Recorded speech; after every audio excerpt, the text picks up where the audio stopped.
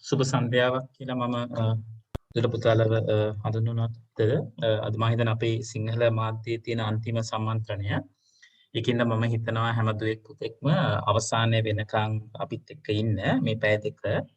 මොකද සමාගම් ගිණුම්කරණය විශේෂිතයි. මොකද ඒක කම්පල්සරි ක්වෙස්චන් එකක්. ඒ ක්වෙස්චන් එකෙන් කොහොමද වැඩිපුර මාක්ස් ගන්නේ කියන එක පිළිබඳ යම් ආකාරයක අවබෝධයක් සහ අවශ්‍ය වැදගත් කරුණු විභාගයේදී සූදානම් වෙන ආකාරය සහ ප්‍රශ්න පත්‍රය කරද්දී මුහුණ දෙය යුතු ආකාරය පිළිබඳ යම් යම් කරුණු කාරණා සම්බන්ධයෙන්ම මම ඔබලාව දැනුවත් කරනවා. හරිද? මූල්‍ය ප්‍රකාශ පිළිල කිරීමේ අරමුණු ප්‍රධාන වශයෙන් කොටස් දෙකකට අපි විෂය නිර්දේශයේ ඉගෙන ගන්නවා. එකක් තමයි පොදු පරමාර්ථ මූල්‍ය ප්‍රකාශ, අනික එක තමයි විශේෂ පරමාර්ථ මූල්‍ය ප්‍රකාශ. පොදු පරමාර්ථ මූල්‍ය ප්‍රකාශ කියලා කියන්නේ කොටස් කරුවන් සඳහා ප්‍රසිද්ධ කිරීමේ අරමුණින් පිළිල කරන ලබන මූල්‍ය ප්‍රකාශ. මේක තමයි බොහෝ විට සෙකන්ඩ් පේපර් එකේ පළවෙනි ප්‍රශ්නයේ විදියට එන්නේ. සහ මේක අනිවාර්ය ප්‍රශ්නයක්. මේකෙන් අපි උපරිම මාක්ස් ගන්න ඕනේ. ඒ සඳහා වැඩි බර තැබීමක් දුල පුතාලා මේ සම්බන්ධයෙන් කරන්න ඕනේ විභාගයේ සම්බන්ධයෙන්. තව එකක් තියෙනවා විශේෂ පරමාර්ථ මූල්‍ය ප්‍රකාශය. ඒ කියන්නේ එක් විශේෂිත ඇල්මැති පාර්ශ්වයන්ගේ අවශ්‍යතාවය මත පිළියෙල කරන මූල්‍ය ප්‍රකාශ වලට අපි කියනවා විශේෂ පරමාර්ථ මූල්‍ය ප්‍රකාශ. බොහෝ විට අධ්‍යක්ෂකවරුන් විසින් ඔවුන්ගේ ඩිසිෂන් මේකින් වලට ඔවුන්ගේ තීරණ ගැනීම සඳහා පිළියෙල කරන ලබන අභ්‍යන්තර මූල්‍ය ප්‍රකාශ අපි විශේෂ පරමාර්ථ මූල්‍ය ප්‍රකාශ කියලා හඳුන්වනු ලබනවා. අපි බලමු ගිණුම් කරන ප්‍රමිත සහ සමාගම් ගානට කොහොමද සම්බන්ධ වෙන්නේ කියලා. ගිණුම් කරන ප්‍රමිත අපිට ඉගෙන ගන්න තියෙන IELTS 1 මූල්‍ය ප්‍රකාශන ඉදිරිපත් කිරීම සහ අදාළ ආකෘතිමය කරුණු ඉදිරිපත් වෙලා තියෙනවා. IELTS 2 සම්බන්ධයෙන් තොග පිළිබඳ යම් යම් ආකාරයේ ගණනය කිරීම සහ හෙළිදරව් කිරීම කරන්න තියෙනවා. මුදල් ප්‍රවාහ ප්‍රකාශනයට අයිත් වෙන්නේ නැහැ. ඒක වෙනම ස්ටෑන්ඩඩ් එකක්. IELTS 8 ගිණුම් කරන ප්‍රතිපත්ති සහ ඇස්තමේන්තු වෙනස් වීම සහ වැරදි නිවැරදි කිරීම IELTS 8 යටතේ අපිට හදාරන්න වෙනවා සහ ඊට අදාළ කරණය කිරීම සහ අපි කියනවා හෙළිදරව් කිරීම කරන්න ඕන. IELTS 10 වාර්තා කරන ලද කාල පරිච්ඡේදයට පසු සිදුවීම ප්‍රධාන කොටස් දෙකකට බෙදෙනවා. ගැළපිය යුතු සහ නොගැළපිය යුතු කියලා. නොගැළපිය යුතු දේවල් අපි සටහනක් මගින් හෙළිදරව් කරනවා. වැදගත්ම ප්‍රමිතිය තමයි සමාගම් ගානේ මම දන්න විදිහට 2018 පේපර් එකේදී ගත්තොත් එහෙම සෑහෙන්න කියන්නේ උපරිම විදිහට ටෙස්ට් කරලා තියෙන ස්ටෑන්ඩඩ් එක තමයි IELTS 16 දීපල පිරියත සහ උපකරණ කියන ස්ටෑන්ඩඩ් එක. යටතේ කොහොමද දීපල පිරියත හඳුනාගන්නේ? ඒ සඳහා අදාළ ශේ ප්‍රතිපාදනය කරන්නේ කොහොමද? ප්‍රත්‍යාගරණය කරන්නේ කොහොමද? සහ ඉවත් කිරීම කරන්නේ කොහොමද සම්බන්ධයෙන් යම් යම් ආකාරයේ ගැටලු ඉදිරිපත් වෙන්න පුළුවන් ඇඩ්ජස්ට්මන්ට්ස් විදියට සමාගම් ගන්න. සිටිනවා SLFRS 15 ගනුදෙනු කරුවන් සමග ගිවිසුම් වලින් ඇතිවන අයභාරය. මේක ගිය සැරේ එක්සෑම් එකේදී ටෙස්ට් වුණා. ඒ කියන්නේ අපි කොහොමද ගනුදෙනුවන් සමග ඇතිවන ගිවිසුම් වලින් අයභාරය හඳුනාගන්නේ. ඒ යටතේ අපි භාණ්ඩයක් සපයනවා නම් ඒ භාණ්ඩය විකුණුවා නම් ඒ අවදානම් අපි ඒ ගැනුම්කරුවන්ට ට්‍රාන්ස්ෆර් වෙනවා නම් අපි එතන ඒ අවස්ථාවේදී විකුණුම් ලෙස හඳුනා ගන්න. එතකොට සේවා සපයනවා නම් අපි ඒතර සේවා සපයනවා නම් බොහෝ විට ඒක කාලය පදනම් කරගෙන කරන්නේ. මාස 6ක සේවාවක් සපයනවා නම් මාසික සේවාවක් සපයන ආදී වශයෙන්. ඒතර මාස ගාණක් ගියා නම් ඒ මාස ගාණ අදාළ ප්‍රමාණයට සේවා ආදායම් විතය අපිට විකුණුම් විදියට හඳුනා ගන්න. ඒතර එහෙම හඳුනා ගන්න බැරි කොටස අපි කියන්නේ මොකක්ද? නොඉපයූ ආදාය. ඒ නොඉපයූ ආදායම් අපි කොහොමද හඳුනාගන්නේ? ඒක ජංගම වගකීමක් ලෙස අපි සටහන් කරනවා. නොඉපයූ ආදායම් අපි ජංගම වගකීමක් ලෙස සටහන් කරනවා. පැහැදිලිද? හරි. ඊටසේනවා කල්බදු ප්‍රමිතිය ඊටාත්ම වැදගත් ප්‍රමිතියක්. කල්බදු ප්‍රමිතිය යටතේ වත්කම අපි කියනවා භාවිත අයිතිය සහිත වත්කම හඳුනා ගන්න ඕනේ. ඒ වත්කම හඳුනා ගැනීමේදී මූලිකාංග තුනක් තියෙනවා. එකක් තමයි ඩවුන් පේමන්ට් එක. කියන්නේ අපි මුලින් මූලික තැන්පතුව, දෙක තමයි ඍජු වියදම්, තුන තමයි මූලික මිනුම්කරණයේදී කල්බදු ණය හිමි වටිනාකම. ඒතර මේ තුනේම එකතුවෙන් තමයි අපි හොයාගන්නේ භාවිත අයිතිය සහිත වත්කමේ පිරිවැය. ඒතර මේක දිගු කාලීන වත්කමක්. එහෙම දිගු කාලීන වත්කමක් තියෙනවා නම් අපි ඒක ෂෙයා කරන්න ඕනේ. ඒතර ෂෙයා කිරීමේදී අපි බලන්න ඕනේ ඵලදායී ජීව කාලය සහ කල්බදු කාලය අතර තියෙන වෙනස. අපි හිතමු මෙහෙම විදිහට කල්බදු කාලයේ අවසානයේදී එහි වත්කමේ අයිතිය කල්බදු ගැනුම්කරුට පැවරෙනවා නම් අපි ෂෙයා ගණනය කිරීම සඳහා යොදාගන්නේ ඵලදායී ජීව කාලය. එහෙම පැවරෙන්නේ නැත්නම් අපි ෂෙයා ගණනය කිරීම සඳහා යොදාගන්නේ කල්බදු කාලය. පැහැදිලිද? ඒක මතක තියාගන්න. කල්බදු කාලයේ අවසානයේදී වත්කම ගැනුම්කරුට පැවරෙනවා නම් අපි දන්න සූත්‍රයෙන් බෙදන්න පුළුවන්. මොකද සූත්‍රයේ ෂෙයා කළ හැකි වටිනාකම් බෙදනවා ඵලදායී ජීව කාලය. එහෙම එන්නේ නැත්නම් ඒක ට්‍රාන්ස්ෆර් වෙන්නේ නැත්නම් අපි කොහොමද කරන්නේ? ෂෙයා කළ හැකි වටිනාකම බෙදනවා කල්බදු කාලය. ඊට අපිට තියෙනවා ණය හිමියන් හඳුනා ගන්න ණය හිමි වටිනාකම කොටස් දෙකකට බෙදන්න ඕනේ ජංගම සහ ජංගම නෝන. බොහෝ විට මේක ටෙස්ට් වෙන්න පුළුවන්. මොකද ගිය සැරේ පර්ෆෝමන්ස් හොඳ නැති හින්දා ඒකින්ද පොඩ්ඩක් ඒ පිළිබඳ අවධානය යොමු කරන්න. අන්තිම ස්ටෑන්ඩඩ් එක LKS 37 LKS 37 වලදී ප්‍රතිපාදන අසම්භාව්‍ය වගකීම් සහ වත්කම් කියන එක එනවා. කියන්නේ ගනුදෙනු කරුවෙක් ව්‍යාපාරයට against මොකක්ද අපි කියනවා නඩුවක් පවරන්න පුළුවන්. ඒ නඩුවේ outcome එක නඩුවේ ප්‍රතිඵලය පිළිබඳ යම් ආකාර ඇස්තමේන්තු කරන්න පුළුවන්. එතකොට එතන probability එක වැඩි නම් නීතිඥවරුන් කියනවා නම් ඒක ගෙවන්න වෙනවා කියලා ඊට අදාළ ප්‍රතිපාදනය කරන්න අවශ්‍යයි. අපි ජංගම වගකීමක් ලෙස ඒක හඳුනා ගන්නවා සහ වියදමක් ලෙස ඒක හඳුනා ගන්නවා. එහෙම probability එකක් නැත්තම් ඒතර මොකද්ද කියන්නේ contingency liability. අසම්භාව්‍ය බැරකම් අසම්භාව්‍ය වගකීමක් ලෙස නෝට් එකක් විදියට සටහන් කරනවා. මේ පිළිබඳ ස්ටෑන්ඩඩ් පිළිබඳ නිවැරදි අවබෝධයක් ලබා ගන්න.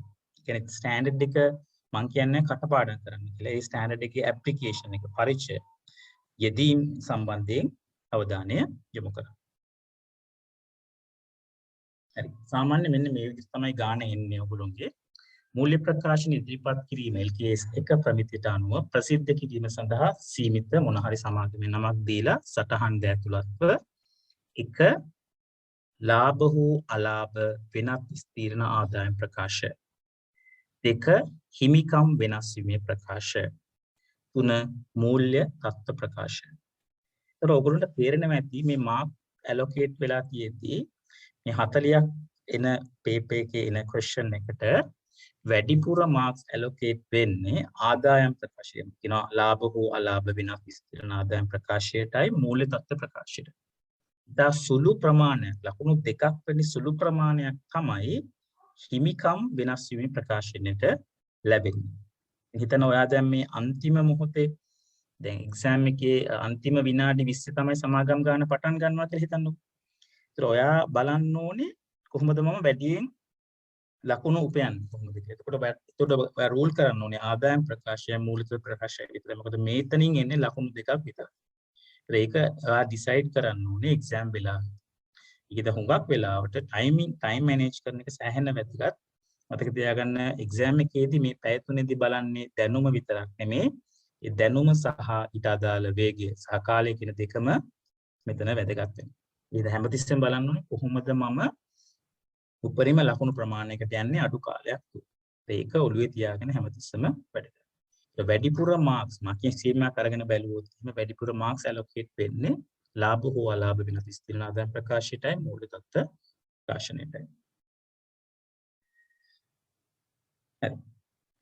මේක තමයි සාමාන්‍යයෙන් 2018 පේපර් එකේ මාක්ස් ඇලොකේට් කරලා තියෙන විදිය. මේක පිරිවැය කිරීම තියෙනවා, දලලාභයට තියෙනවා, වෙනත් ආදායම්, වියදම් විශ්ලේෂණයට මාක්ස් තියෙනවා, සහ ආදායම් බද්ධ සහ මුළු විස්තීර්ණ ආදායම්. පැහැදිලිද? ඔය විදිහට තමයි මාක්ස් ඇලොකේට් කරලා තියෙන්නේ.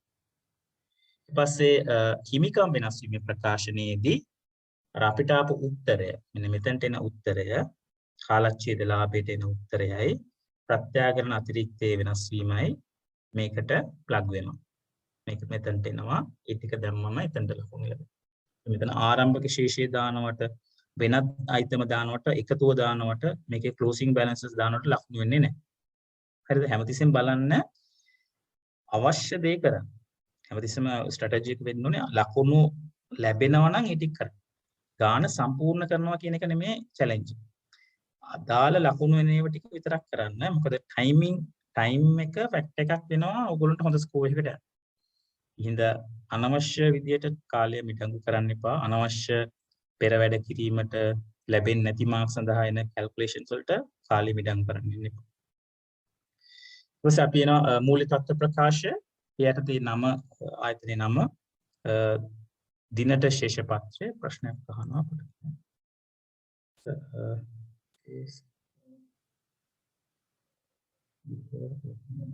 සංඛ්‍යා හරියටම තිබ්බොත් කියලා එහෙමත් නෙමෙයි යම් ආකාරයක වැරදීමක් වුණොත් ඉතරන්ට එන ලකුණු ප්‍රමාණය විතරයි අඩු වෙන්නේ.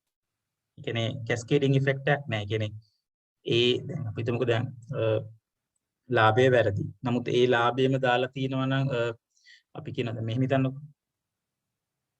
මෙතන දෙනවා කාලච්ඡේදයේ ලාභය කියලා තියෙනවා. ඊට පස්සේ ප්‍රත්‍යාගන අතිරික්තය වෙනස් වීම. අතන මේ ප්‍රත්‍යාගන අතිරික්තය වැරදි කියලා. නමුත් මේ ආන්සර් එකම මෙතනට ප්ලග් වෙලා තියෙනවනේ මේ මාක් එක හම්බ. මොකද එතනදී යම් ආකාරයක ඒ දරුවා නොලෙජ් එක තියෙනවා කියලා පෙන්නනවා මේ එන උත්තරේ තමයි මෙතනට එන්නේ. හරිද? ඒ කියන්නේ ඔයාට පෙනල්ටි එක වදින්නේ එකපාරක්. ඒක දෙතුන් පාරක් වදින්නේ නැහැ. ඒක ඒ වැරද්ද. ඒක තමයි සාමාන්‍යයෙන් එක්සෑම් එකක රූල් එක. හරිද? ප්‍රසන්නත්වය හිමිකම සංචිත තොගේ හිමිකම සංචිත රඳවාගත් තිබීම ජංගම වක්කීම් ජංගම වක්කීම් වෙළඳ කිවිතද වෙනත් කිවිතද මම මේ නිකන් ස්ට්‍රක්චර් එක කියන්නේ අවබෝධය සඳහා. හරිද? හරි. දැන් හිතන්නකෝ වෙනත් ආදායම් ප්‍රභව දීලා තියෙනවා නම් ගානේ අනිවාර්යෙන්ම සටහන් අංක 1 වෙන්නේ වෙනත් ආදායම් ප්‍රභව ටික. රේයට අපිට එනවා වත්කම් ඉවත් කිරීමේ ලාභ, ලාභාංශ ආදායම්, ලද වට්ටම්, ලද කොමිස්, පොලි ආදායම් සහ පොලි ආදායම් යන ආදී වශයෙන්. මේ ඔක්කොම අවශ්‍ය නැහැ. නමුත් අපි පුරුද්දක් විදිහට සාමාන්‍ය දෙකක් තුනක් එන්න පුළුවන්. ඒ හින්දා හදිසියවත් ආවොත් ඒකට වෙනම සටහනක් දෙන්න. ඒකෙන් එන ස්කෝර් එක ගන්න පුළුවන්.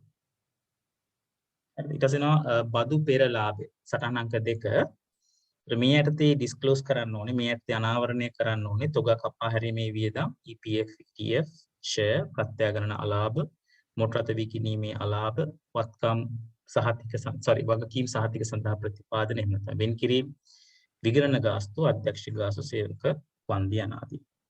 මතක තියාගන්න මේ ඔක්කොම ලියන්න ඕනේ නැහැ. එක්සෑම් එකේ මාර්කින් ස්කීම් එකේදී කියන්නේ මේ වලින් දෙකක් හෝ තුනක් හෝ හතරක් වගේ තියෙනවා නම් ලකුණු හම්බෙනවා. ඒ හින්දා ඔක්කොම ලියන්න අවශ්‍ය නැහැ. මම කියන්නේ ෂෙයා කියන එක ලියන්න එපා. මොකද ෂෙයා කියන එක වැරදෙන්න පුළුවන්. ඒක වැරදුනොත් එතන ඒ ලකුණ එන්නේ නැහැ. ඒ කියන්නේ අනිවාර්යයෙන් වශයෙන් අපිට ලියන්න පුළුවන් විගණන ගාස්තු, අධ්‍යක්ෂ ගාස්තු, වගකීම් සහතික සඳහා වෙන් කිරීම, සේවක වන්දි, EPF, ETF, තොග කපා හැරීම ආදී වශයෙන් ඒ වලින් ලකුණු earn කරන්න බලන්න. පැහැදිලිද? හරි. එතන මාර්ක්ස් දෙකක් එනවා, ලකුණු දෙකක් එනවා. මෙතනින් තියෙන දෙකක් ඕනෑම දෙකක් අපි කියන අනාවරණය කළා. හරි. ඊට පස්සේ එනවා ඊටමත් වැදගත් ගැළපිල්ල ආදායම් බදු ගැළපීම. වර්ෂය සඳහා ආදායම් බදු. ඒකට අපි ඇඩ්ජස්ට් කරනවා අධි බදු සහ ඌන බදු වෙන් කිරීම ගිය අවුරුද්දේ. ඌන බද්දක් නම් අපි ඒක එකතු කරනවා. අධි බද්දක් නම් අපි ඒක අඩු කරනවා.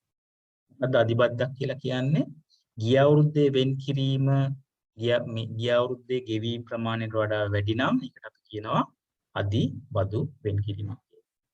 පැහැදිලිද? මේක ඉතාමත් වැදගත්. මේක තමයි ස්ටෑන්ඩඩ් එක චෙක් වෙන්නේ LKS 16.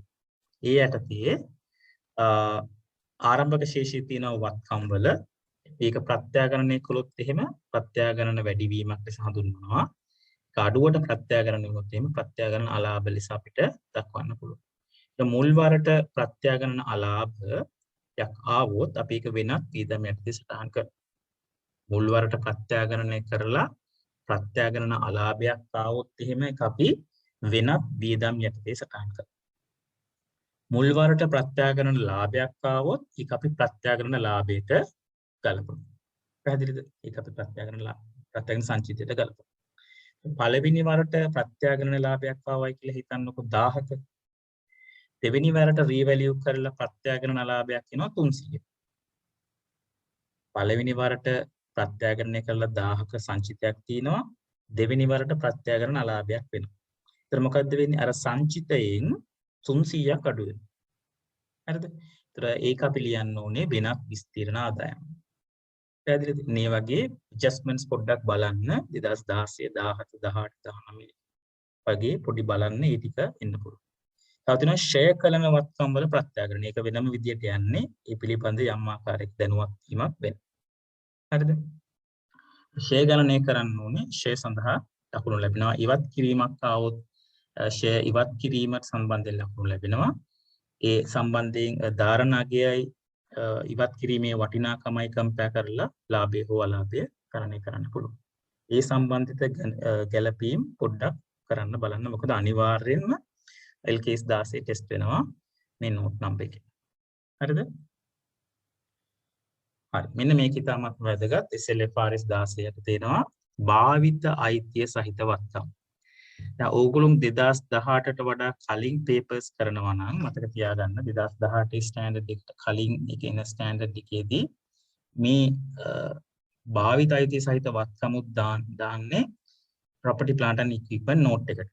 ඒ කියන්නේ දේපල යන්ත්‍ර පිරියත note එක. නමුත් 2019 පස්සේ එන පේපර්ස් වලට ඕගොල්ලෝ බලන්න අරගෙන ඒක PP එකේ නෙමෙයි දාන්නේ, ඒ note එකේ නෙමෙයි දාන්නේ, වෙනම note එකක් අරගෙන පිරිවැය හඳුනා ගන්නවා.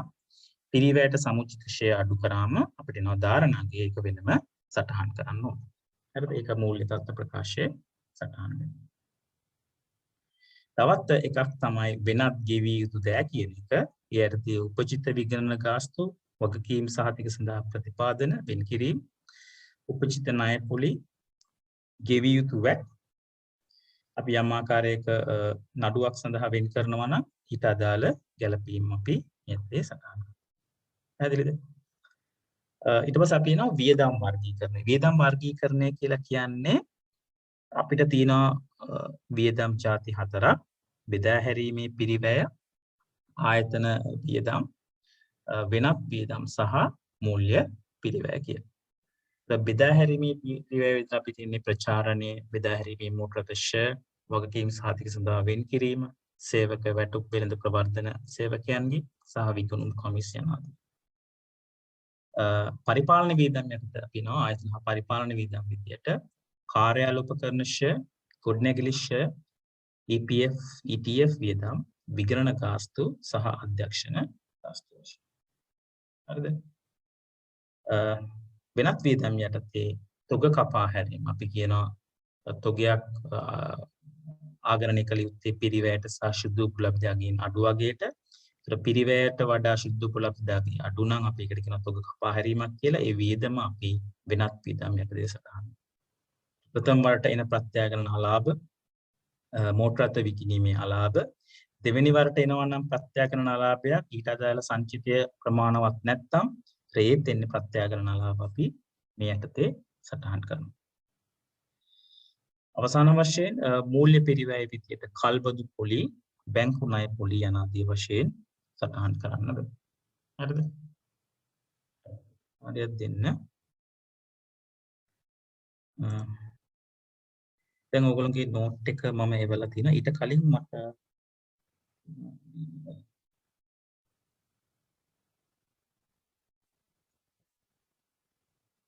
ආදායම් බදු ප්‍රකාශ කරනවා. ආදායම් බදු ආදායම් බද්ද ලාභ හෝ අලාභ ප්‍රකාශය තමයි ගලපන්නේ.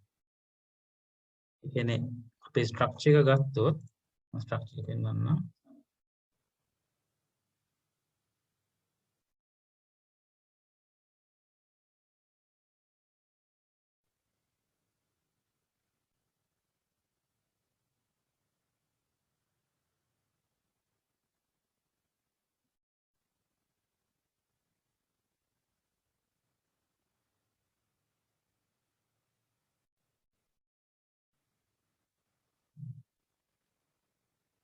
සටහනක් දාන්න ඕනේ. ආදායම් බද්දට සටහනක් දාන්න ඕනේ.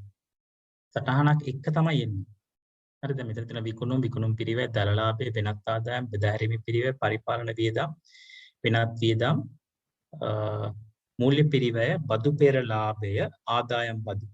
ඒක සටහනක් අනිවාර්යයෙන්ම වෙනවා. ඒකට ලකුණු දෙනවා. ඉතින් කාලච්ඡේදයේ ලාභය එන්නේ ඊට පස්සේ වෙනත් විස්තීර්ණ ආදායම් ඊට පස්සේ මුළු විස්තීර්ණ ප්‍රත්‍යක්ෂ සංචිතය වෙනස් වීම ඊට පස්සේ වෙනත් විස්තීර්ණ ආදායම්. ප්‍රශ්න තියෙනවා නම් අහන්න පුළුවන්. අධ්‍යක්ෂක ගාස්තු වෙන්නේ පරිපාලන වියදම් යටතේ. ප්‍රශ්න තියෙනවා නම් අහන්න පුළුවන්. අධ්‍යක්ෂක ගාස්තු වෙන්නේ පරිපාලන වියදම් යටතේ. සමහරවිට මෙහෙම අහනවා. ඒගොල්ලෝ වැරදිලා දෙන්න පුළුවන් අධ්‍යක්ෂක ගාස්තු බෙදා හැරීමේ වියදමක් විදියට. බෙදා හැරීමේ යන්ත්‍ර විකිණීමේ අලාභය දාලා තියෙන්න පුළුවන් බෙදා හැරීමේ වියදමක්. ඒක වැරදි. බෙදා හැරීමේ මොටර රථය විකිණීමේ අලාභය දාන්න වෙනත් විදිහක්. දෙන්නේ වගේ වැරදි නිවැරදි කිරීමොත් මේ 2020 පේපර් එකේ ඔයගොල්ලෝ හොඳට අරන් බැලුවොත් එහෙම 2020 පේපර් එකේ මැඩම් අලුත් ඇඩ්ජස්ට්මන්ට්ස් ටිකක් දාලා තියෙන එක තමයි ගිණුම් කරන වැරදි වෙලා තියෙනවා. ඒ ගිණුම් කරන වැරදි කොහොමද නිවැරදි කරන්නේ කියලා. එයා එතනින් බලාපොරොත්තු වෙනවා යම් ආකාරයක නොලෙජ් එකක් තියෙනවද කියලා. කියන්නේ අනවශ්‍ය ලෙස වැරදි වෙලා තියෙනවනේ ඒ ටික කරෙක්ට් කරන එකත් ඕගොල්ලෝගෙන් එක්ස්පෙක්ට් කරනවා ඒ වෙලාව. සමාගම් ගානෙම. ගිත යම් ආකාරයක අවබෝධයක් එතන අවශ්‍ය වෙනවා. හරිද? හරි. මම විනා ප්‍රශ්න අහනවා ළමයි. විකරණ ගාස්තුත් පරිපාලන විදිහකට සටහන්. ඔව්.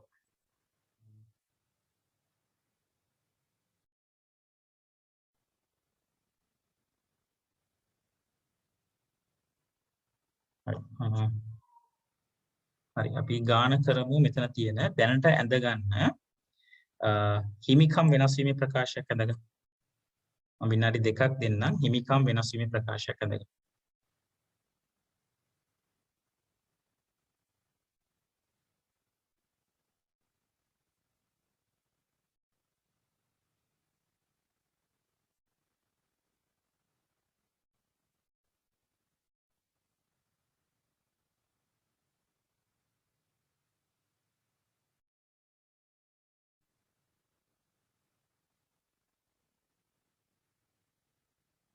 සතුටුදායක ආරංචියක් තියෙනවා එක්සෑම් එක පෝස්ට්පෝන් වෙන්නේ නැහැ කියලා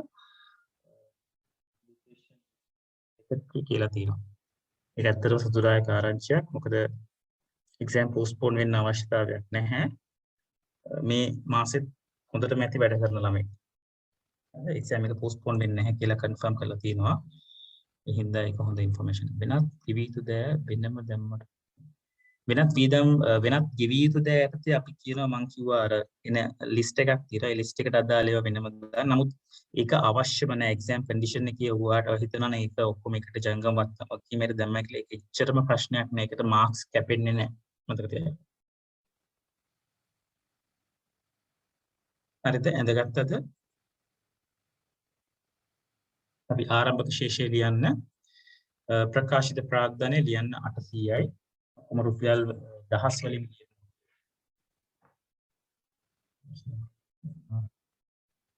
පොඩේ ෂෙයා කරන්න ස්ක්‍රීන් තමයි.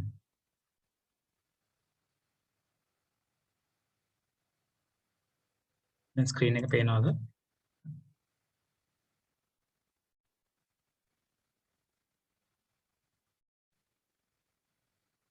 ආරම්භක ශීර්ෂය දාන්න. ඉතින් එන ආරම්භක ශීර්ෂය පොදු සංචිතය 340යි. රඳවාගත් ඉපයුම් 260.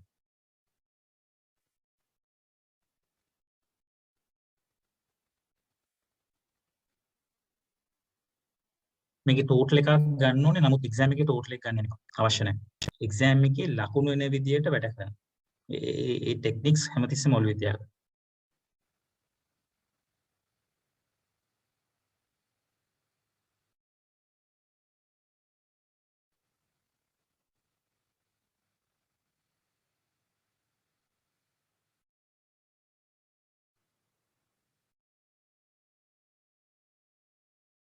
හරිද? සාමාන්‍ය කොටස් 20000ක් සඳහා රුපියල් 10 බැගින් හිමිකම් නිකුතුවක්. ලියන්න හිමිකම් නිකුතුව කියලා ලියන්න. හිමිකම් නිකුතුව.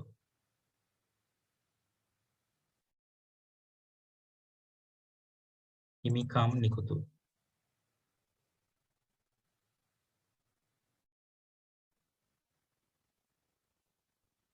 හිමිකම් නිකුතු කියලා ලියන්න.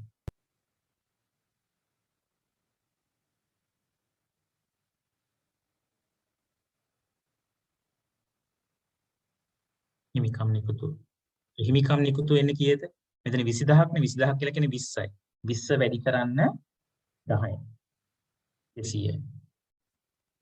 හිමිකම් නිකුතු කියලා ලියන්න 200ක් සාමාන්‍ය කොටස් ප්‍රාග්ධන නිමිත ප්‍රකාශිත ප්‍රාග්ධන.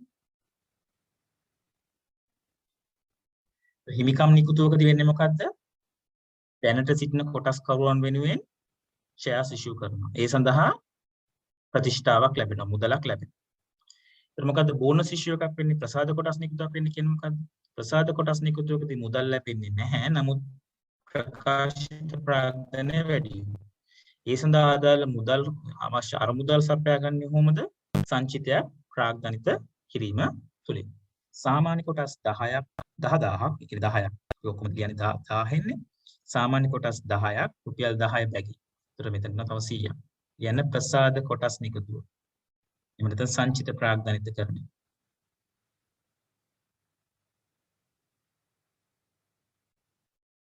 සංචිත ප්‍රාග්ධනිත කරන්නේ.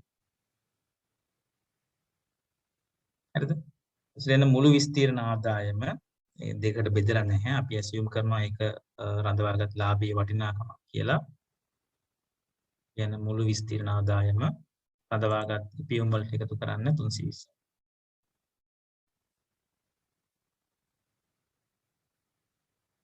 පොදු සංචිතයට මාරු කිරීම. පොදු සංචිතයට මාරු කිරීම.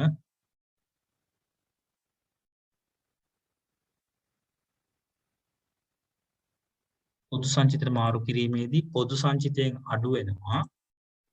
පොදු සංචිතයෙන් අඩු වෙනවා 10ක්. රඳවාගත් ලාභයෙන් අඩු වෙනවා 10ක්. පොදු සංචිතයට එකතු වෙනවා 10ක්. රඳවාගත් ඉපියුම් වලින් අඩු වෙනවා 10ක්. ලාභයෙන් අඩු වෙනවා 10ක්. පොදු සංචිතයට එකතු වෙනවා 10ක්.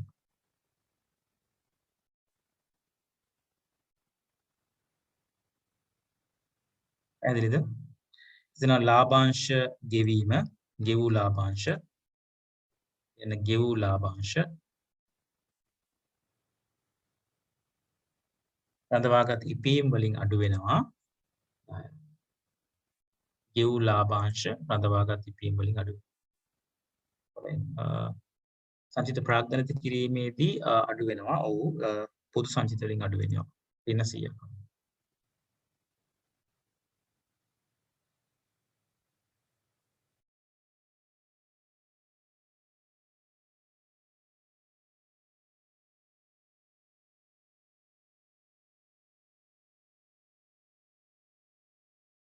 සංචිත මාරු කරන්නේ 50ක් සමාන. පොදු සංචිත 50ක් මාරු වෙන්නේ. එතකොට මෙතන 50යි මෙතන මයිනස් වෙනවා.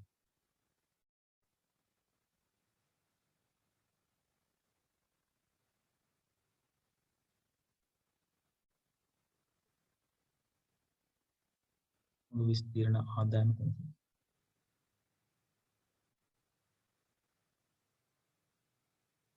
පැහැදිලිද?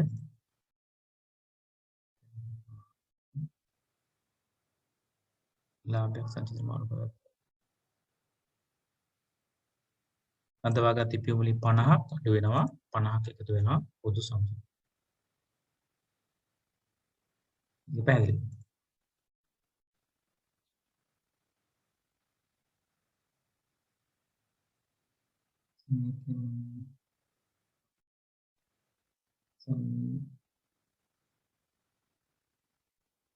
මට තේරෙන්නේ මොකක්ද මේ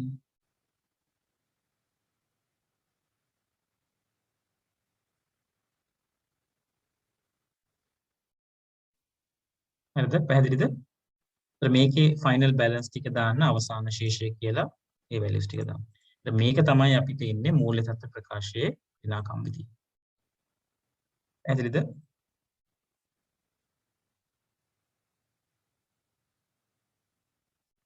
මේ ටික නෝට් එකක් විදිහට දුන්නේ මේ ටික කරන්න ඔක්කොම වෙලාව පිළිබඳ ප්‍රශ්නයක් තියෙනවා. අද ටියුට් එකක් මම එව්වා ඉන්ස්ටිටියුට් එකේ තමයි මේ ගාන තියෙන්නේ.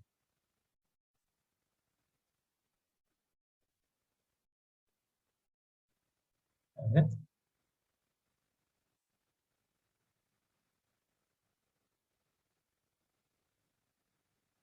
හරි. දැන් යමු ගානට. මේ ගාන පොඩ්ඩක් අමාරුයි. නමුත් අවබෝධයක් ඇති කිරීම සඳහා තමයි මම මේ ගාන දුන්නේ. හරි. දැනට ඔයගොල්ලෝ ස්ට්‍රක්චර් කරගන්න. හරි. කලින් මම පොඩ්ඩක් ඔයගොල්ලෝ මගේ ටියුට් එකේ අර මේ සමාගම් ගානේ ඇඩ්ජස්ට්මන්ට්ස් ටික මම පොඩ්ඩක් බලන්නම්. යම් අවබෝධයක් දෙන්න බලන්නම්.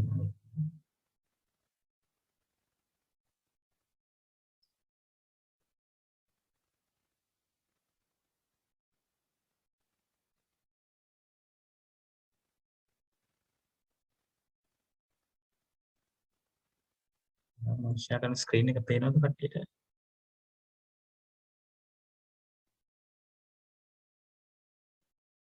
මේ ස්ක්‍රීන් එක පේනවා කියලා මම හිතනවා. හරිද?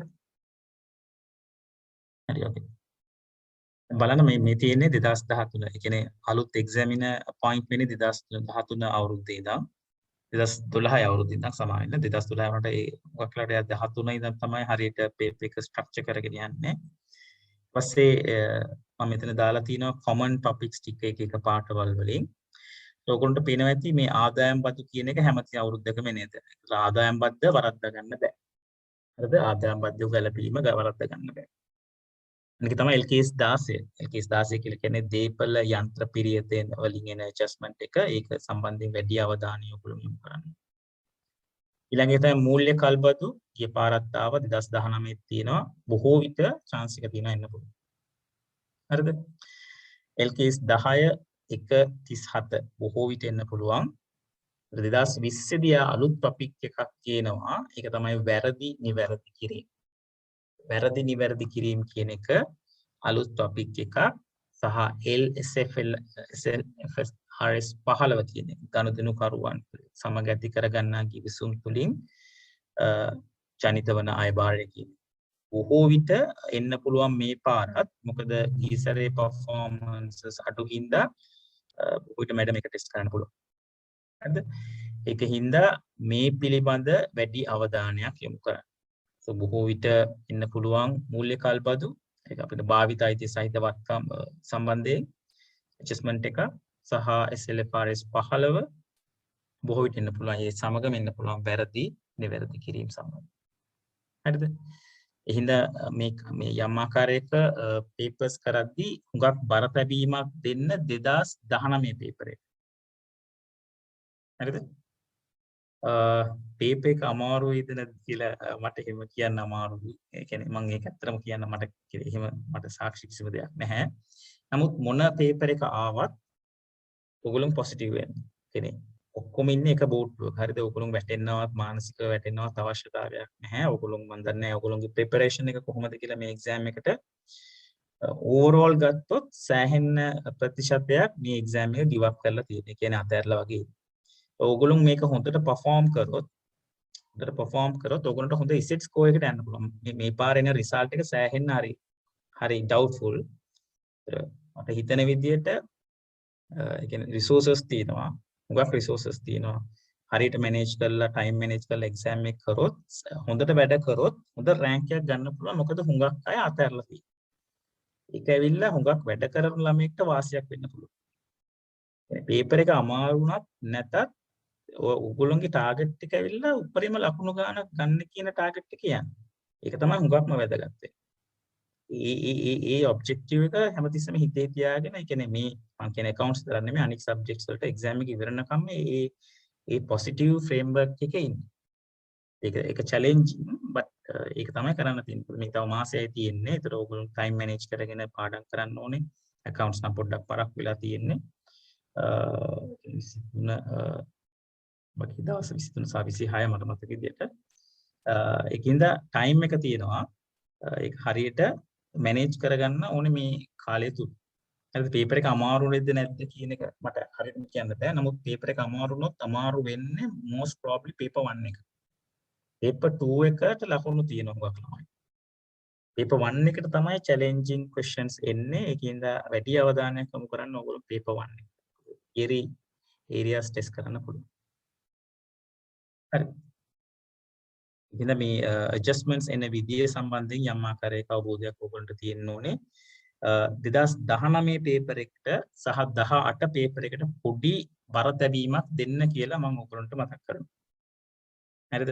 මම කියන MCQs සහ paper 2. මේ දෙකේම මේ බොහෝ විට ඕගොල්ලෝ බලන්න 2018 බොහෝ විට බේස් වෙලා තියෙන 2020 බොහෝ විට බේස් වුණේ 18. 21 බොහෝ විට බේස් වෙයි 19යි 19ට උගක් බේස් වෙයි. ඊට අමතරව 17 18 ඔය පේපර්ස් තුන හොඳට බලන්න. 20 බලන්න එපා කියනවා නෙමෙයි. නමුත් 20 ළමයි perform නොකරපු areas තියෙනවා නම් මැඩම් ආයෙ ඒක ටෙස්ට් කරන්න පුළුවන් ඕගොල්ලෝ. ඉතින් ඒ සම්බන්ධයෙන් වැඩි අවධානයක් යොමු කරන්න. හරිද?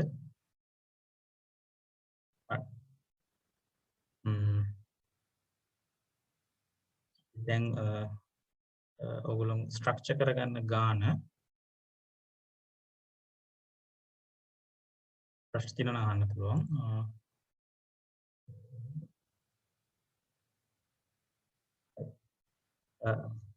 ගානක් ගද්දී මතක තියාගන්න වැඩි බර තැබීමක් කරන්න adjustments වලට. past papers විතරක් කරොත් ඇතිද? මදි. past papers කරන්න නමුත් ප්‍රශ්නේ තියෙන්නේ දැන් හිතන්නකෝ දැන් past papers කරද්දී ඒ past paper එකේ adjustment එකක් කරගන්න පුළුවන්. නමුත් ඒ past paper එක කරද්දී adjustment එකකින් විතරක් නැවතිලා මදි. එතනින් බලන්න ඕනේ මේ adjustment එක මොන විදියටද තව එන්න පුළුවන්. අනේ ඒ වගේ පුරවකතනයක් කරන්න පුළුවන් නම් past papers එක හොඳයි. තව බලන්න model papers උත් කරන්න. ඔය සමහරලාට එක එක කොටාශ සහ දිස්ත්‍රික්කවල සහ ඉස්කෝලවල හැබැයි මෙහෙම දෙයක්ත් තියෙනවා. ඉස්කෝලවල papers කරද්දී පොඩ්ඩක් පරිස්සම් වෙන්න. මොකද සමහර සර්ලා ඉන්නවා, සමහර ටීචර්ස්ලා ඉන්නවා ඒගොල්ලොන්ගේ performances පෙන්වන්න paper එක හදනවා. නමුත් ඒ හදන paper එකයි model paper එකයි අපි හිතමුකෝ A-level paper අතර මාර gap එකක් තියෙනවා. හරිද? එතකොට බලන්න ඕනේ මේ හුඟක් වෙලාවට ඔයගොල්ලෝ බලන්න ස්ට්‍රක්චර් එක බලන්න A-level paper එකක් ගත්තොත් A-level paper එකේ ස්ට්‍රක්චර් එක බලන්න පළවෙනි question එකේ ඉන්නේ මූල්‍ය ගණකාධිකරණ නිසා කලමනාකරණ. ඒ වගේ ස්ට්‍රක්චර් එකට යන ආකාරයේ papers පොඩ්ඩක් කරන්න බලන්න. හරිද? හැමතිස්සෙම හිතන්න ඕනේ දැන් අමාරු ගණන් සහ පොඩ්ඩක් අර A-level paper එක එන ස්ට්‍රක්චර් එකට බලන්නකෝ. අන්න ඒ වගේ ගණන් පොඩ්ඩක් කරන්න බලන්න. past papers මදි. past papers කරලා තියෙනවා නම් හොඳයි. නමුත් එතනින් පොඩ්ඩක් ඉස්සරහට යන්න. ඉතින් නැවතෙන්න එපා. past papers කරන්න ඊට අමතරව තව ගණන් කරන්න බලන්න එක જાති ගන්න. double AT වල stage 3 වල ඉන්න questions වගේ කරගෙන බලන්න especially මේ සමාගම් ගන්න. මේ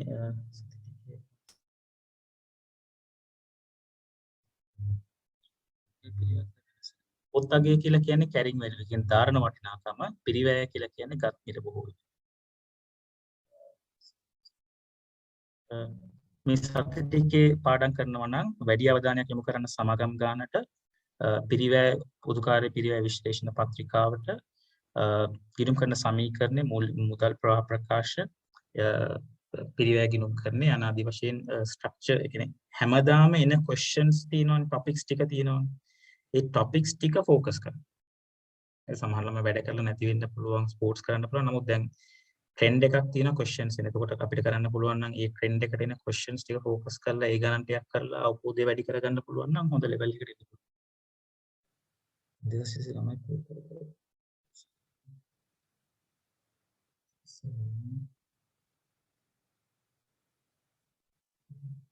තේරෙන්නේ නැහැ ප්‍රශ්න. 2004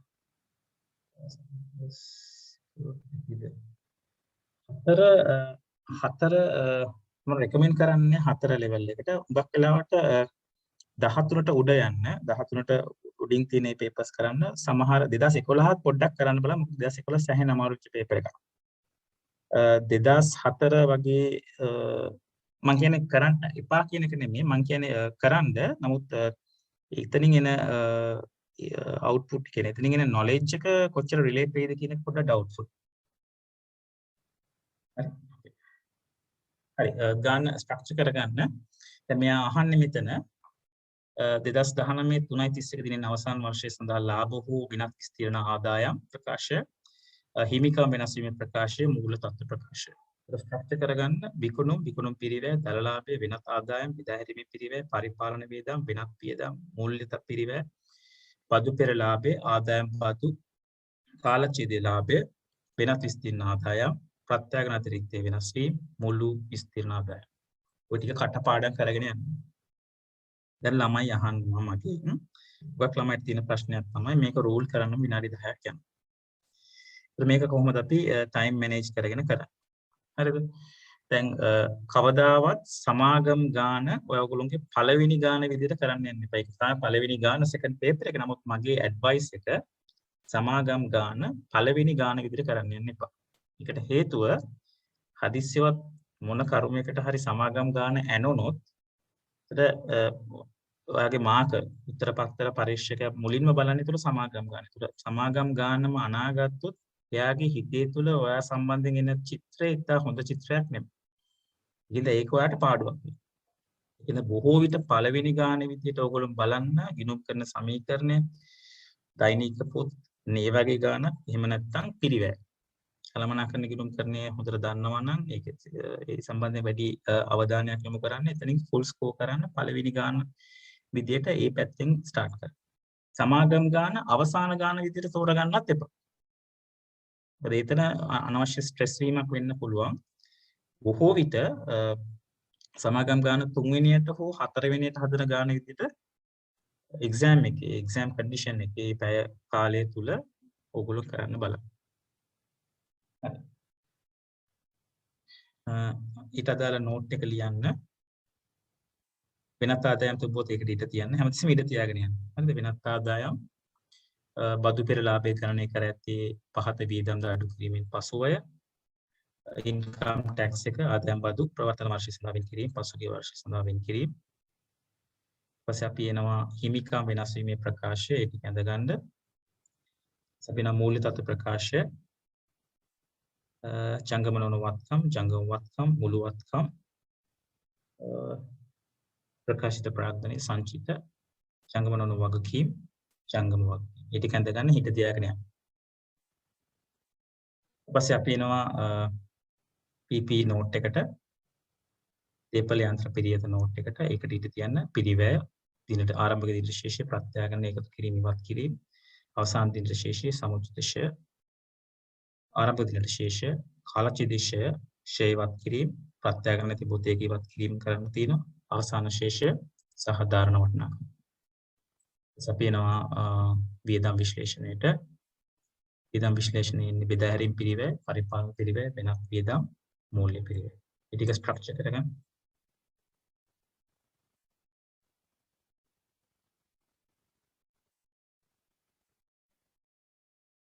සමාගම් ගාන අතරින් එපා. හරි? සමාගම කොහොම හරි එල්ලගෙන යන්න ඕනේ. මේක හුඟක් ළමයි කරන්නේ නැහැ. ඒකින්ද කරොත් ලකුණු වෙනවා.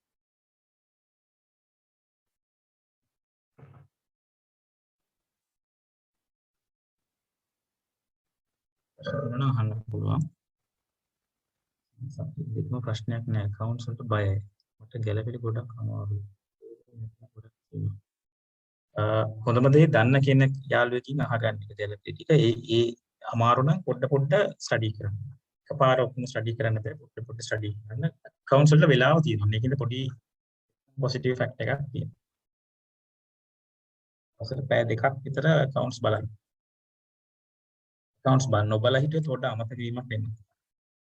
වැඩි බර තැබීම කරන්න මේ දවස්වල ඉකොනොමි බිස්නස් ස්ටඩීස් වේ. ඒ තින ඒ සබ්ජෙක්ට්ස් අතර තියෙන ગેප් එක අඩුයි. ඉතින් ඉකොන් පේපර් 2 එකයි බිස්නස් ස්ටඩීස් මේ පේපර්ස් දෙක පොඩ්ඩක් ඊටකට වැඩි බර තැබීමක් කරන්න.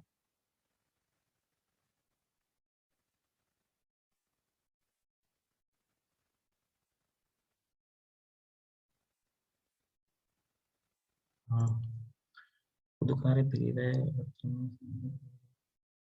මුදල් ප්‍රකාශ අමාරු නෑ. මුදල් ප්‍රකාශ ප්‍රැක්ටිස් කරන්න වක්‍ර සහ ඍජු ක්‍රම දෙකකටම. ඒක පාස් පේපර්ස් කරා නම් හොඳටම ඇති. පාස් පේපර්ස් වල තියෙන මුදල් ප්‍රකාශ කරන්නේ ඒක හොඳටම ඇති.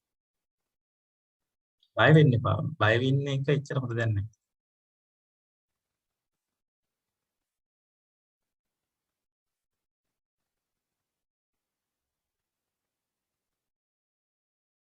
හරි. ඒක රූල් කරාද කොහොමද?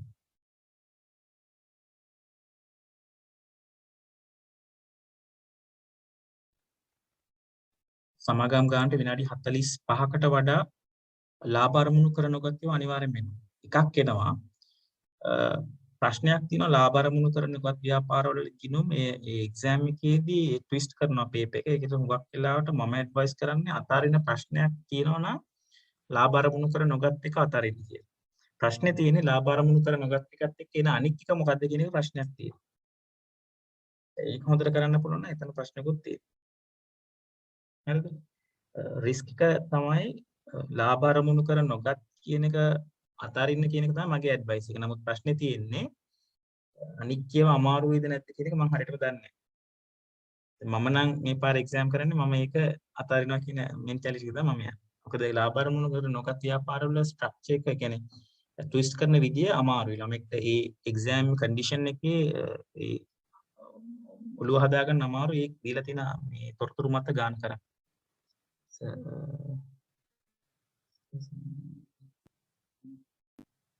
හොඳටම ඇති. හොඳටම ඇති.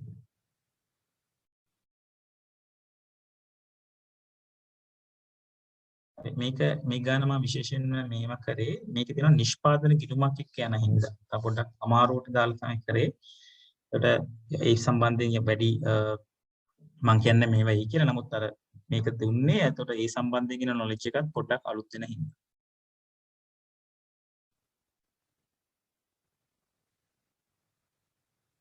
වර්කින් එකක් විදිහට නිෂ්පාදන ගිණුමත් අඳින්න.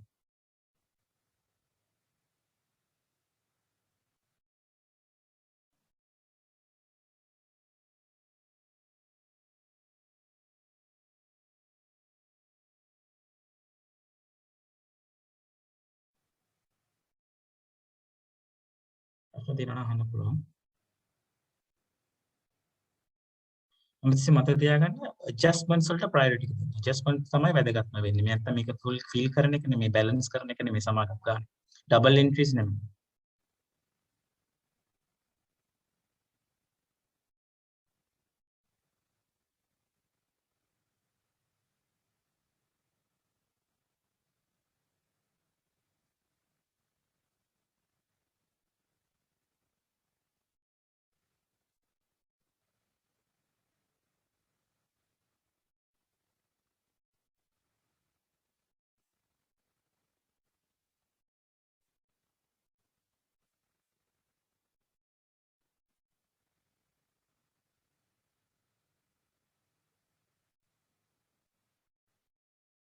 නිෂ්පාදන ගිණුම මොකද ප්‍රිය කරන්න වෙනවා මෙතනදී.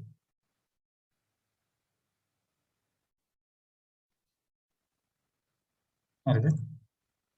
ඉතින් කියන්නද?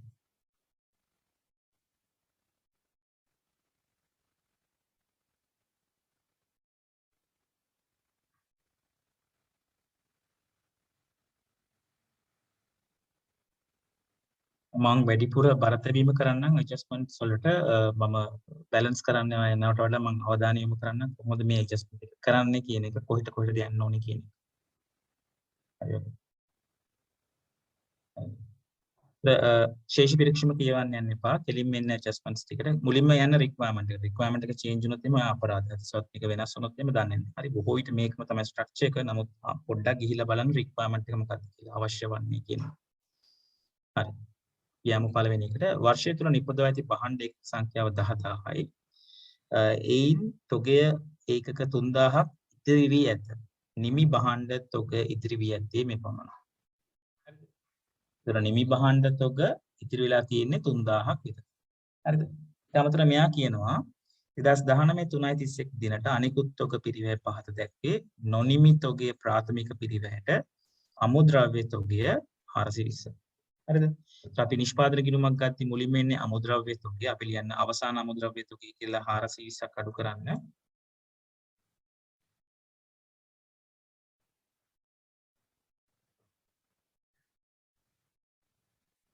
අවසාන අමුද්‍රව්‍ය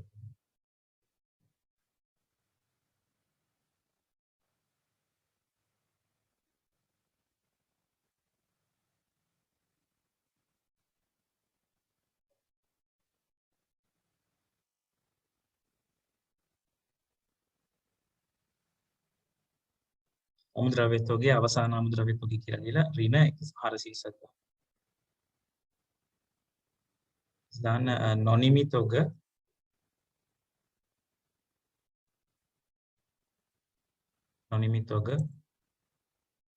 එකටත් දාන්න ඍණ 240. ඒතර මේක ප්‍රාථමික පිරිවේ යටතට එන හින්දා ඊළඟම දාගන්න. සාමාන්‍ය මේක පොදුකාර්ය පිරිවේ යටතට එන්නේ නම් මේ ටික දාන්න. කියන්නේ සමාගම් ගානේ මතක තියාගන්න අර filling the blanks. හිස්තැන් පුරවන ස්ට්‍රැටජි එකේ යන්න. එතකොට මාක්ස් earn කරන්න පුළුවන්. හරිද? දැන් යන්න මූල තත්ත්ව ප්‍රකාශයට. මූල තත්ත්ව ප්‍රකාශයට ගිහිලා තොග කියලා ලියලා ඒ ටික ලියන්න. නොනිමි බහඬ නොනිමි තොග අමුද්‍රව්‍ය තොග. අමුද්‍රව්‍ය තොග.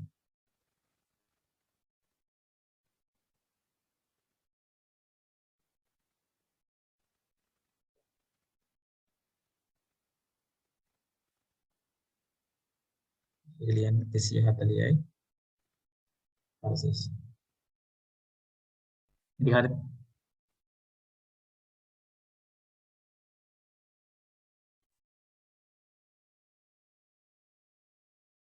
නිමි බහඬ වල තොගේ දන්නේ. හරිද? ඒක අපි වෙනම කරමු.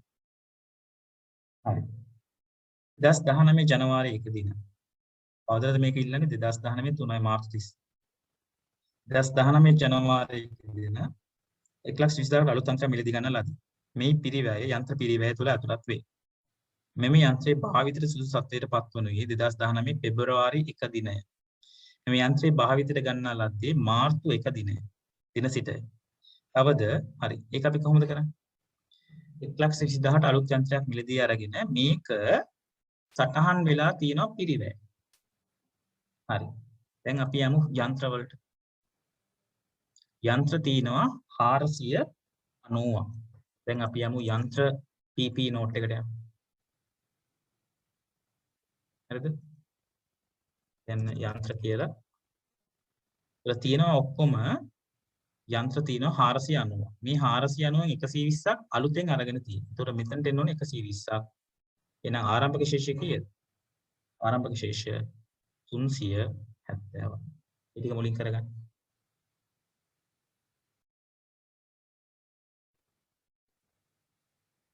120 මෙතන දැම්මා ඇඩිෂන්ස් වල ඒක තමයි ආරම්භක ශේෂය. යන්ත්‍ර.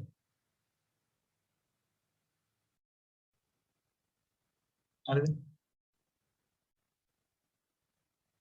ඉතින් කියනවා තවද 90000ක පිරිවැය වූ 63ක් වූ පුත් අගය. ඒ කියන්නේ ධාරණ වටිනාකම. යන්ත්‍රයක් පෙබරවාරි සහ මාර්තු මාස යන දෙක සඳහා භාවිතයට ගෙන නැත. ඒ සඳහා ෂේ ප්‍රතිපාදනය කරන්න බෑ. භාවිතයට ගත්තේ නැත්නම් ෂේ ප්‍රතිපාදනය වෙන්නේ නැහැ. හරිද? ඒ අලුත් වැඩියා කර 2019 අප්‍රේල් සිට භාවිතය ගැනීමට අපේක්ෂා කෙරේ. යන්ත්‍ර පිරිවැය මත වාර්ෂික 10%ක ෂේ කළ යුතුය. හරි. අපි යන්ත්‍ර සඳහා ෂේ කැල්කියුලේට් කරමු. යන්න යන්ත්‍ර ෂේ ගණනය කිරීම.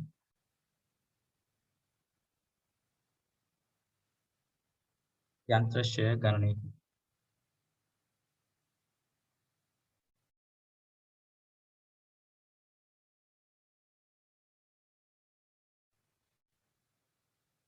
එතකොට ඔක්කොම තිබ්බා එකක් තියෙනවා 1,20,000. හරි. තව එකක් තියෙනවා 90කට. ඔක්කොම කීයද? 490යි.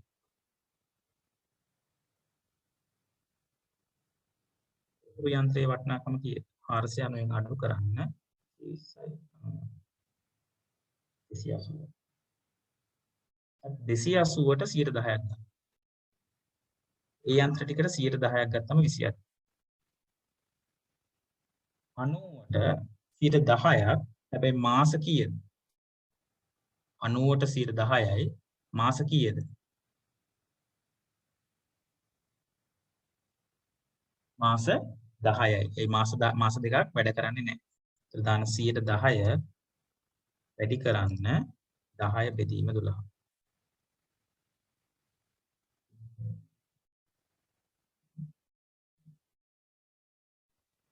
අපට සම්පහට. හරිද? ඒතර අර අලුතෙන් ගත්ත යන්ත්‍රයේ ඒකට 10%යි. හැබැයි ඒකේ කියනවා මාර්තු 1 දින ඉඳන් තමයිලු ෂය වෙන්නේ. නමුත් භාවිතයට සුදුසු තත්ත්වයට පත් වෙලා තියෙන යන්ත්‍රේ භාවිතයට සුදුසු තත්ත්වයට පත් වෙලා තියෙන්නේ පෙබරවාරි 1. ඒක තමයි අපේ ෂය ගණනය කිරීම. සුදුසු තත්ත්වයට පත් වීම. පාවිච්චි කරන එක නෙමෙයි. භාවිතයට සුදුසු තත්ත්වයට පත් වීමම ඇති ෂය කරන්න. එතන මාස 2යි.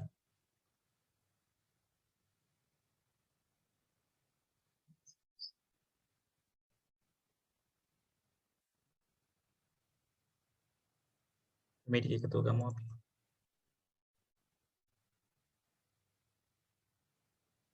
37.5යි. 37.5යි දුක. හරිද? ඒක දාන්න ෂෙයා වලට. ෂෙයා 37.5. ෂෙයා 37.5.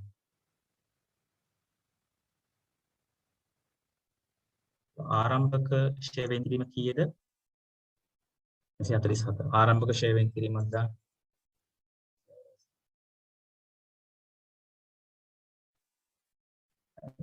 හරි දැන් මම ප්‍රශ්නයක් අහනවා. මේ 37.5 මොන වියදමක්ද? මම ප්‍රශ්නයක් අහනවා. මේ 37.5 මොන වියදම් යටතේද සටහන් කරන්න ඕනද? කාටද කියන්න පුළුවන්?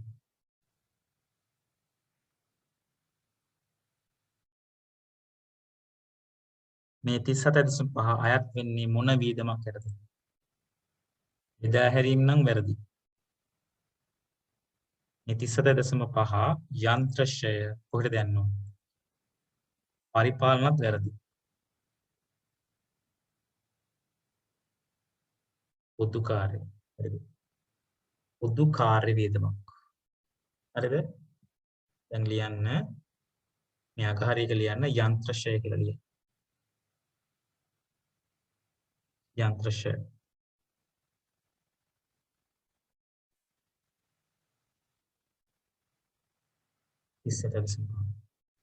පොදු කාර්ය පිළිවෙල.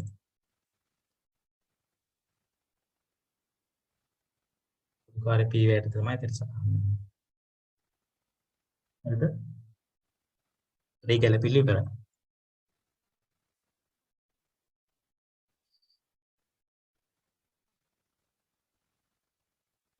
හරි. තුන්වෙනි ගැළපෙලට යමු.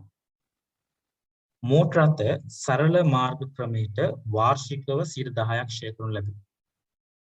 සමාගම 2018 4/1 දින අත්පිට ගැනුම් මිල රුපියල් ලක්ෂයක් වූ මෝටර රථයක් 28000ක් බැගින් වූ සමාන වාර්ෂික 5ක් ගෙවීමේ පදනම මත ලබාගෙන ඇත.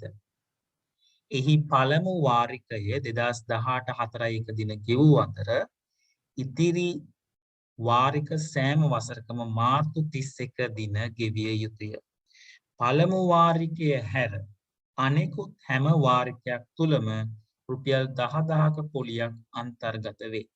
මේ සම්බන්ධයෙන් ගිණුම්ගත කර ඇත්තේ ගෙවන ලද පළමු වාරිකය හා දෙවන වාරිකය පමණයි. ආයි කියවන්න බලන්න. අවබෝධයක් ගන්න අනිවාර්යෙන් වෙනවා කල්බදු භාවිත අයිති සහිත වත්කම්.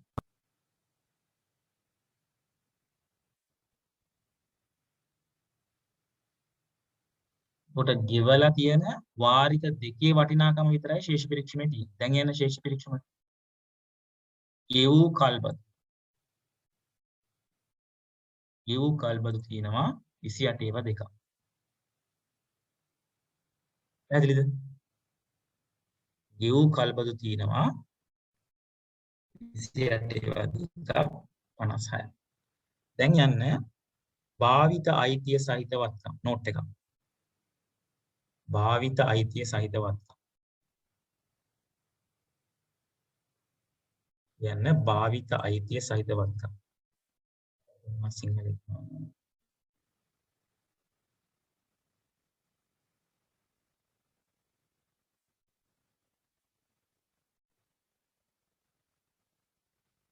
යන භාවිත අයිතිය සහිත වත්කම්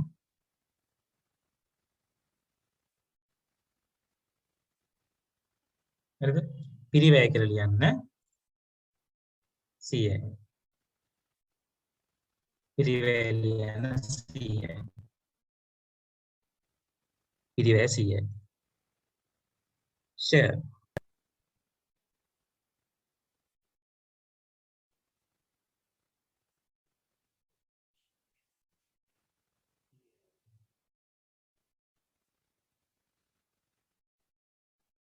මෙතන අපි assume කරමු වත්කම පැවරෙනවා කියලා.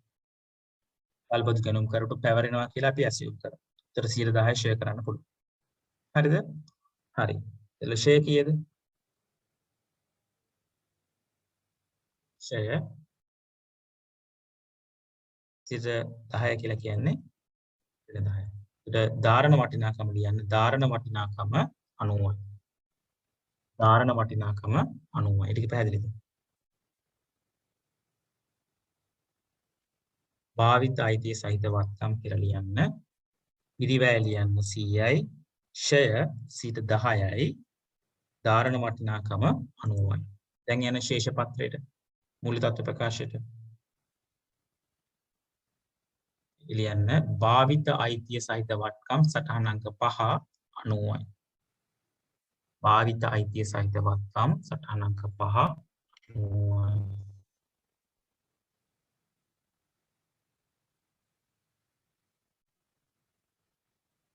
හරිද? මෙතන මෝටර රථයක් නේ. කියන්නේ බෙදා හැරීමේ වේදන් වලට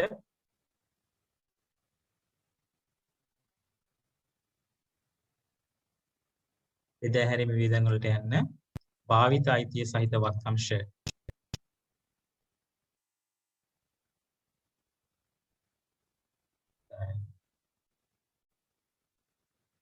භාවිත අයිතිය සහිත වත්කම් ෂය 10යි. ඒක හරියද? හැමතිස්සෙම ලීසින් එකක් ආපු ගාම වත්කම හඳුනාගත්ත පිරිවැයට ඒක ෂය කරා ධාරණ වටිනාකම දැම්මා. ඒක දැම්මා මූලික තත්ත්ව ප්‍රකාශ. ඊට පස්සේ ඊට අදාළ ෂය අදාළ කැටගරි එකට දානවා. හරිද? හරි. දැන් අපි යනවා කල්බදු ණය හිමියෝ. ලියන්න කල්බදු ණය හිමියෝ.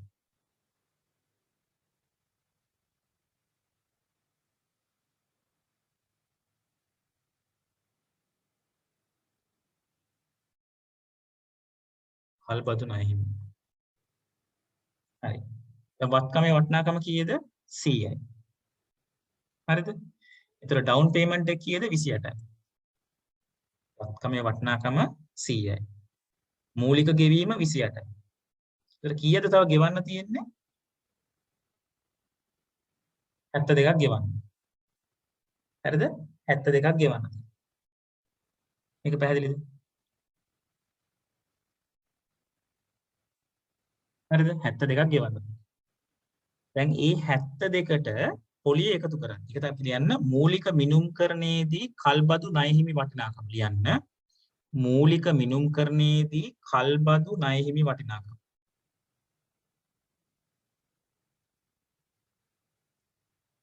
මූලික මිනුම්කරණයේදී කල්බදු ණය හිමි වටිනාකම. ඒකට එකතු කරන්න පොලිය.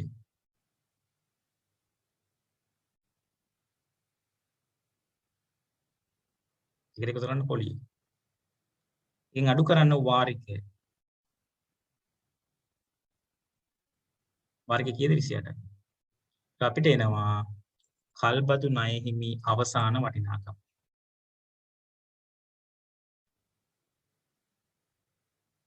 අවසාන වටිනාකම 54යි.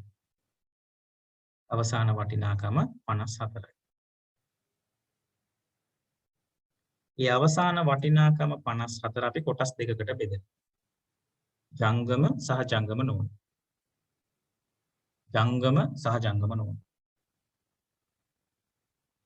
පැහැදිලිද? වාරිකය කීයද? 28යි. එකෙන් අඩු කරන්න ඊළඟ අවුරුද්දේ පොලිය. 28න් 10ක් ගියාම 18යි. ඒක තමයි ජංගම කොටස. ඒක තමයි ජංගම කල්බදු ණය හිමියෝ.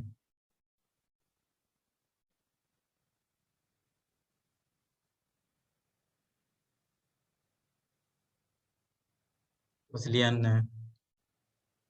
54න් අඩු කරන්න 18ක්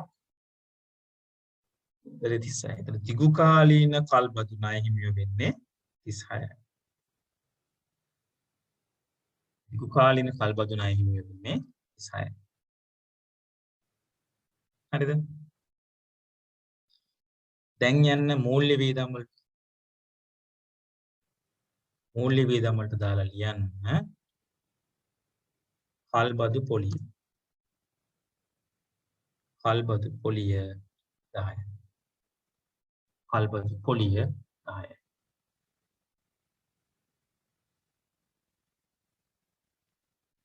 පස්සේ යමු ශේෂ පත්‍රයට හිමිකම් වෙන සමාන කල්බදු ණය හිමියෝ කියලා ලියන්න ජංගම වගකීම් දෙකක්. සියට ඒවා දෙකක් තියෙන්නේ ඉනිෂියල් කොස්ට් එක. ඒ කියන්නේ අපි කියනවා ඩවුන් පේමන්ට් එක. මූලික ගෙවීම ගෙවන්නේ at the time of entering into the contract. ඒ කියන්නේ කවදද අපි contract එකට enter වෙන්නේ 28/4/1 දින. මෙයා කියනවා මෙහි පළමු වාරිකය 2018/4/1 එදාම ගෙවලා තියෙනවා. ඒක ඇවිල්ලා ඩවුන් පේමන්ට් එක. මූලික තැන්පතු. හරිද? ඊට පස්සෙත් ගෙවලා තියෙනවා. ඒක ගෙවලා තියෙන්නේ 2019 මාර්ච් 31. අවුරුදු අන්තිම දවසේ තමයි ඒක ගෙවන්නේ. ඒ ඇවිල්ලා දෙවෙනි ඉන්ස්ටෝල්මන්ට්. හරිද? වත්කමේ පිරිවැයෙන් මූලික ගෙවීම අඩු කරාම එනවා මූල්‍ය මිනුම් කරණයේ ණය හිමි වටිනාකම්. ඒකට එකතු කරනවා ඒ අවුරුද්දේ පොලිය 10, එකෙන් අඩු කරනවා ඒ අවුරුද්ද අවසානයේදී ගෙවන පොලිය. එතකොට එනවා ණය හිමි අවසාන වටිනාකම්. ඒක අපි කොටස් දෙකකට බෙදනවා ජංගම සහ ජංගම. හරිද? දැන් යන්න ජංගම නොවන වගකීම් කල්බදු ණය හිමියෝ කියලා ලියන්න. උදාහරණ කීයද? 6යි. 6යි 18.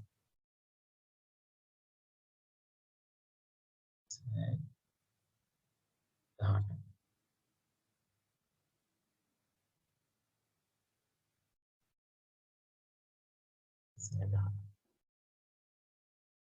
දැන් යන්න සටහන් අංක 2ට කල්බදු පොලිය කියලා ලියන්න. කල්බදු පොලිය.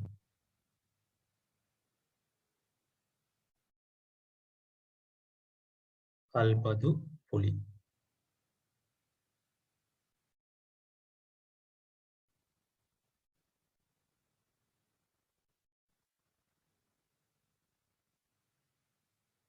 කල්බදු පොලිය 10යි.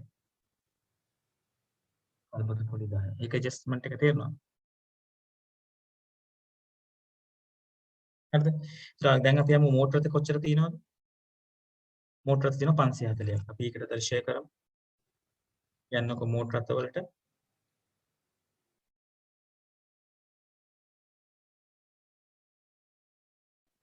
මෝටර රථ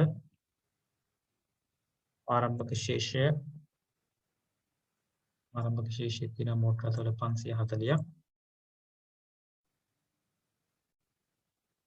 ආරම්භක ශේෂය 540යි. කිසිදු වෙනසක් නැහැ. අපි මේ ලීස් එකේ ආපු එක මේකට ඇඩ් කරන්නේ නැහැ මතක තියාගන්න. හරිද? ඒක වෙනම සටහන් කරනවා. ආරම්භක තියෙනවා මෙතන 240 250ක්. ෂය තියෙනවා 54. ෂය 54. එදා දැන් යන බෙදා හැරීමේ වියදම් වලට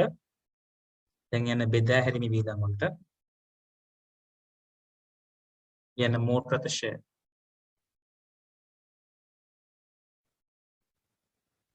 අනසතර බෙදා හැරීමේ වියදම් යත් ලියන්න මෝටර රථ ෂය 54.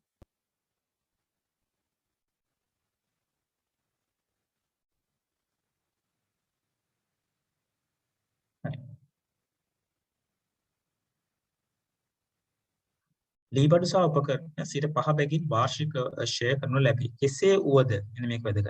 මේවායේ ඵලදායී ජීව කාලය 2018/4 දින සිට ඉදිරි වර්ෂ 5කට පමණ සීමා වන බව තීරණය කර ඇත. ඒතර ඇස්තමේන්තු වෙනසක් වෙන්නේ.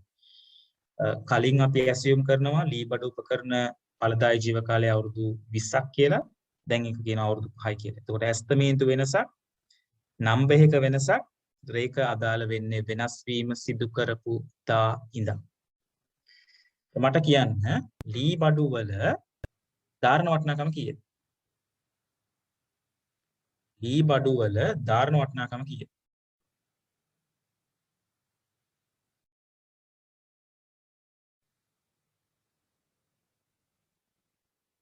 අර කියන්න පුළුවන්. ලී බඩු වල ධාරණ වටිනාකම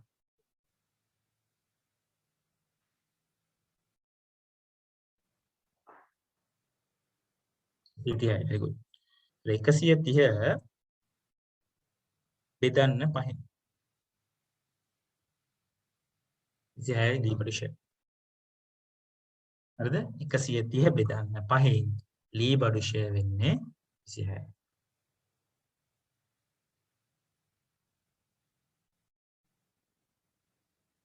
ලී බඩු ෆර්නිචර්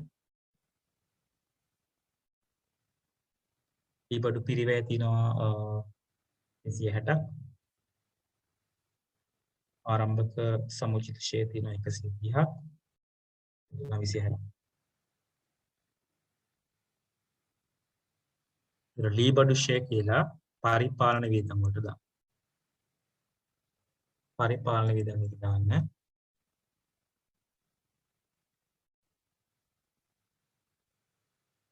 ලී බඩු ෂෙයා 26. ඒ ටික පැහැදිලිද? හරිද?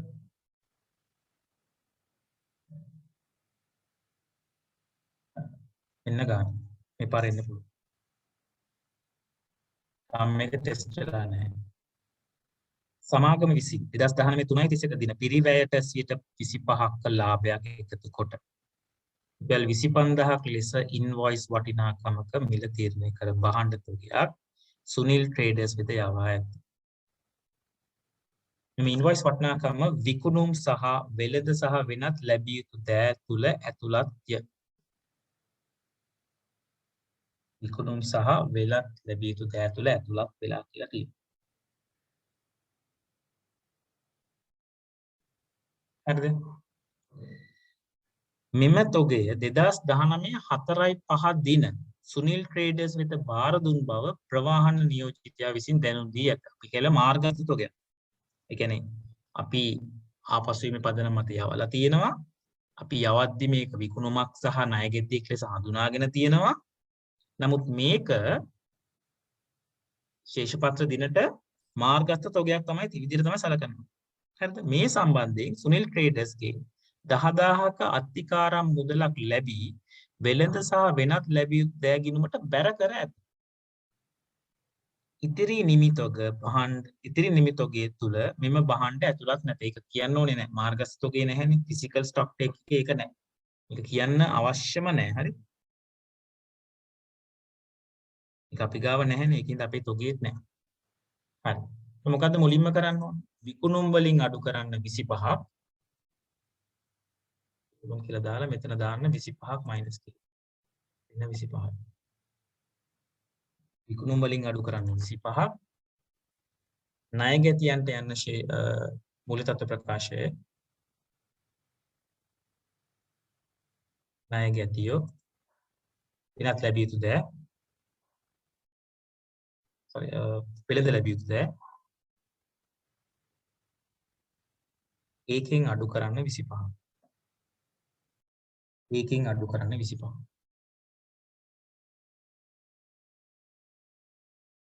හරි දැන් මට කියන්න කවුරු හරි මේකේ පිරිවැය කීයද? පිරිවැය එකතු වෙන්න ඕනේ මොකකටද? පිරිවැය එකතු වෙන්න ඕනේ අවසාන නිමිතොගයට. පිරිවැය එකතු වෙන්න ඕනේ අවසාන නිමිතොගයට. හරිද? පිරිවැය 100 නම් ඒකට 25ක් එකතු කරලා තමයි පිරිවැය 100.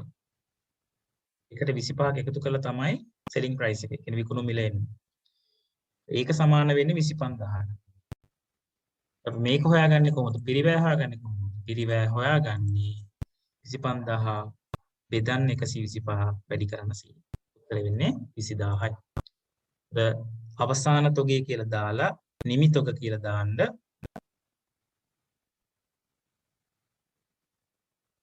bracket +20 තොගයට එකතු වෙන්න ඕනේ. තොගයට එකතු වෙන්න ඕනේ. හරිද? හරි තව දෙයක් තියෙනවා.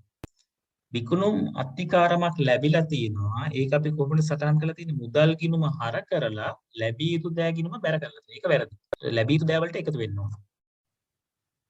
ලැබිය යුතු දෑ වලට එකතු වෙලා විකුණුම් අත්තිකාරම් කියලා ජංගම වගකීමක් ඇති සටහන් කරනවා. විකුණුම් අත්තිකාරම් 10ක් යනවා ජංගම වගකීම. මේක එන්න පුළුවන් හේතුව තමයි SLFRS 15. වහන්න යවලා තියෙනවා. නමුත් තාම ඒක විකිණීමක් ලෙස හඳුනාගෙන නැහැ. මුදල් ලැබිලා තිනවා. නමුත් අපි ඒක ඩිලිවර් කරා විතරයි. අපි risk and return transfer උනේ නැහැ. ඒක පැහැදිලිද?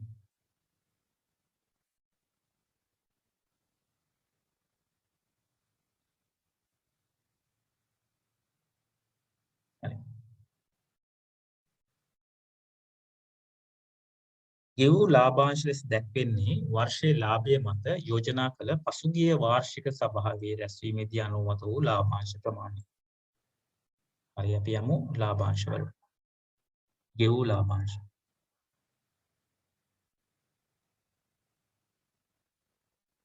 දැන් යන හිමිකම් වෙනස් වීමේ ප්‍රකාශනය.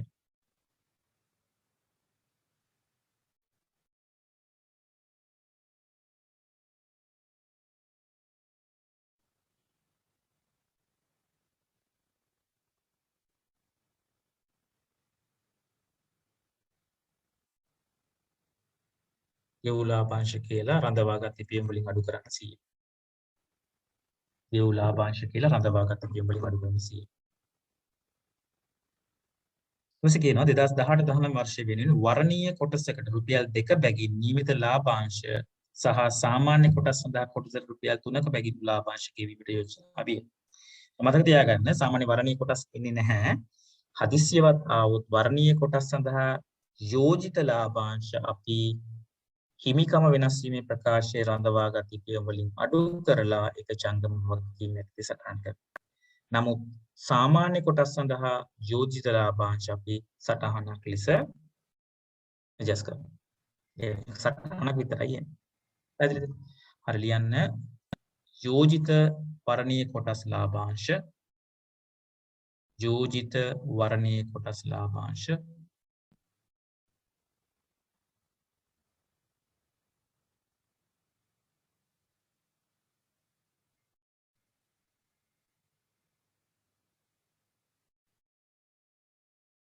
යෝජිත වර්ණීය කොටස් ලාභාංශ එතකොට කියනවා රුපියල් 2 බැගින් වර්ණීය කොටස් කීයක් තියෙනවද? වර්ණීය කොටස් තියෙනවා 30ක්. 30 වැඩි කරන්න 2කින් 60යි. 60යි.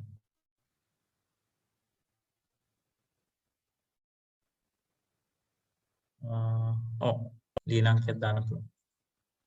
සටහන් අංක අන්තිමටම දාන සටහන් ටික. හරි ඒක 1 2 3 කියන එක අන්තිමටම දාන්න. නැත්නම් ආයෙ කප කපින්න. හරිද? ලියන්න සටහනක් අපි ජංගම වගකීමට සටහන් කරමු. ගෙවිය යුතු ලාභාංශ කියලා ලියන්න. ගෙවිය යුතු වර්ණීය ලාභාංශ වෙනත් ගෙවිය යුතු දෑත් සටහන් කරන්න පුළුවන්.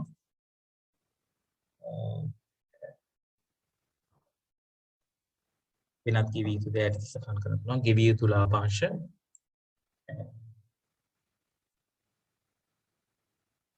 ඊට වෙනම සටහනක් අධ්‍යක්ෂකවරු විසින් සාමාන්‍ය කොටස් කරුවන් සඳහා කොටසකට රුපියල් 3 බැගින් ලාභාංශ යෝජනා කරනවා. කෙලිම ලියන්න සාමාන්‍ය කොටස සඳහා යෝජිත ලාභාංශ රුපියල් 3යි. සාමාන්‍ය කොටසකට යෝජිත ලාභාංශය රුපියල් 3යි.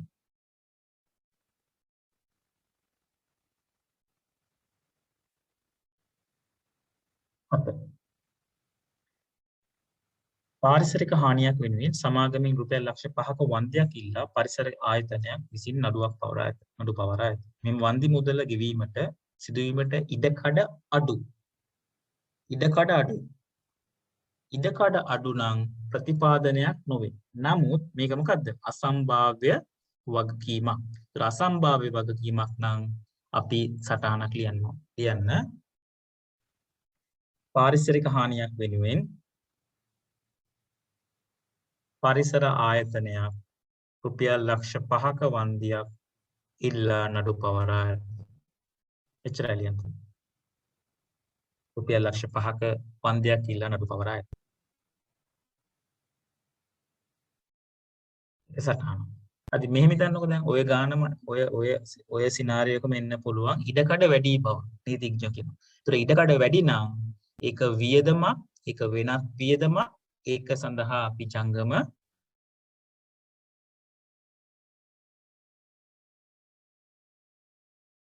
උනා ගන්නවා. ඒක ගෙවිය යුතු වියදමක් ලෙස සටහන් කරනවා සහ සටහන අංක 1කටත් යනවා. ඔව්. හරිද? වර්ෂයේ ආදායම් බද්ද රුපියල් ලක්ෂයක් වේ ඇස්තමේන්තු කර ඇත. අපි බලමු ගිය අවුරුද්දේ බදු තියනවද කියලා. එහෙම මොකුත්ම නැහැ. ඒක ස්ට්‍රේට් ෆෝවර්ඩ්. වර්ෂයේ බදු කියලා සටහන් අංක 1කට දාන්න. බදු වෙන් කිරීම 100යි. කිසිම ඇඩ්ජස්ට්මන්ට් එකක් නැහැ. ප්‍රධාන ඍණ 100යි. ආදායම් බදු ඍණ 100යි. යන දංගම වගකීම් වලට ගෙවිය යුතු ආදායම් බදු. ගෙවිය යුතු ආදායම් බදු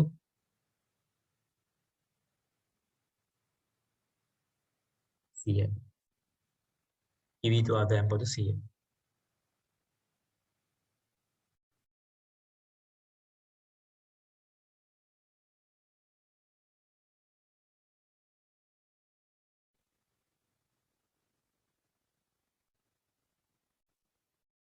සමාගම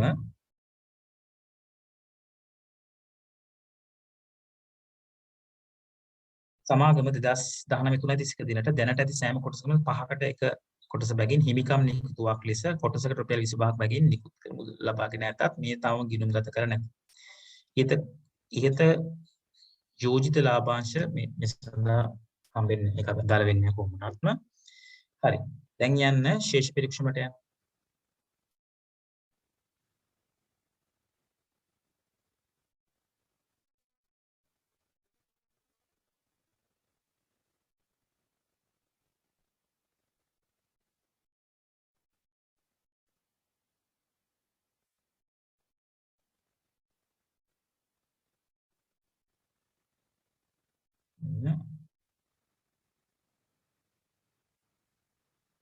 සෑම කොටස් 5කටම කොටස බැගින් පස් කියනවා මනසට 10000යි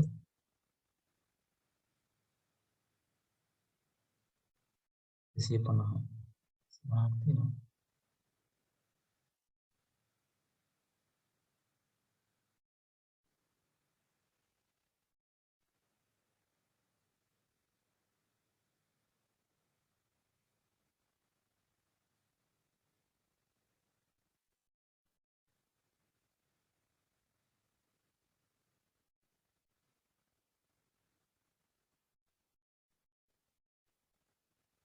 හරි ලියන්න.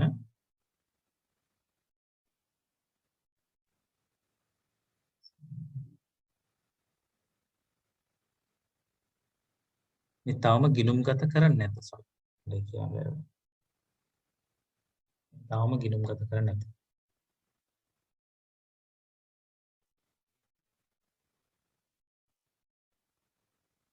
හරිද? හරි. දැන් යන්න හිමිකම් වෙනස් වීමේ ප්‍රකාශනයට යන්න. කොටස් හිමිකම් කොටස් නිකුතුව කියලා ලියන්න. හිමිකම් නිකුතුව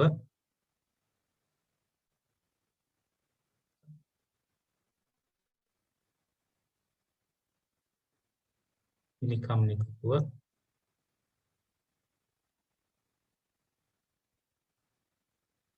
250ක් ඇඩ් කරන්න සාමාන්‍ය කොටස් ප්‍රාර්ථනා. 250ක් ඇඩ් කරන්න සාමාන්‍ය කොටස් ප්‍රාර්ථනා.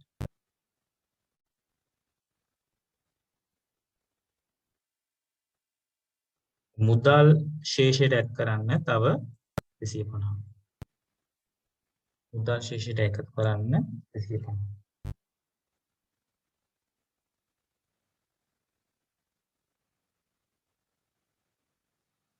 මුදල් ශේෂයට එකතු කරන්න 250.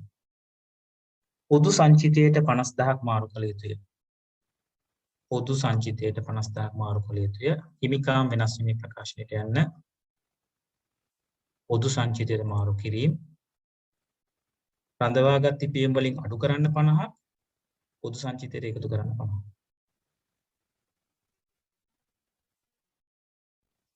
රඳවාගත් ඉපීම් වලින් අඩු කරන්න 50ක් පොදු සංචිතයට එකතු කරන්න 50ක්. පරිපාලන වියදම් තුළ අධ්‍යක්ෂක ගාස්තු 110ක් විධිනක ගාස්තු 40ක් ඇතුළත්. යන්න නෝට් නම්බර් 2 එකට වදු පෙරලාපයේ නෝට් එක අධ්‍යක්ෂක ගාස්තු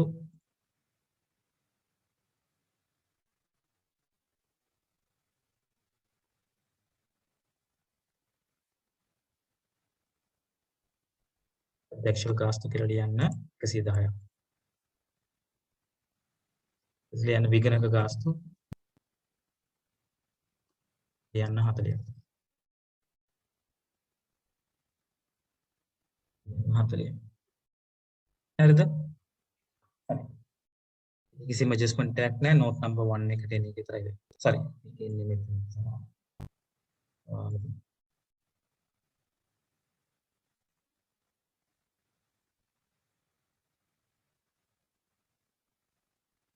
ඉඩම් 4000කට ප්‍රත්‍යාකරණය කර ඇත.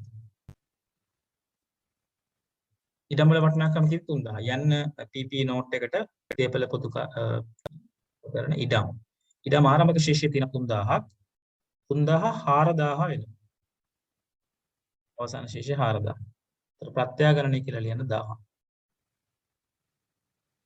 ප්‍රත්‍යාකරණය කියලා ලියන්න 1000.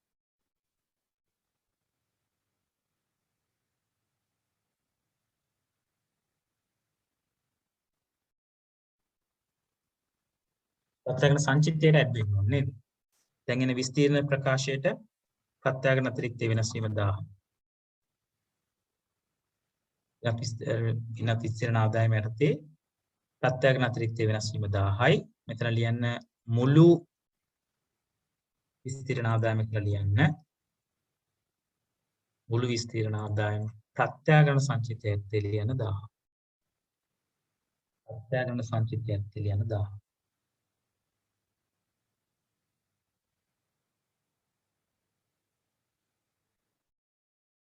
හරි. දැන් අපි යමු ශේෂ පරීක්ෂමට. ආරම්භක අමුද්‍රව්‍ය නිෂ්පාදන ගිණුමට යමු. ආරම්භක අමුද්‍රව්‍ය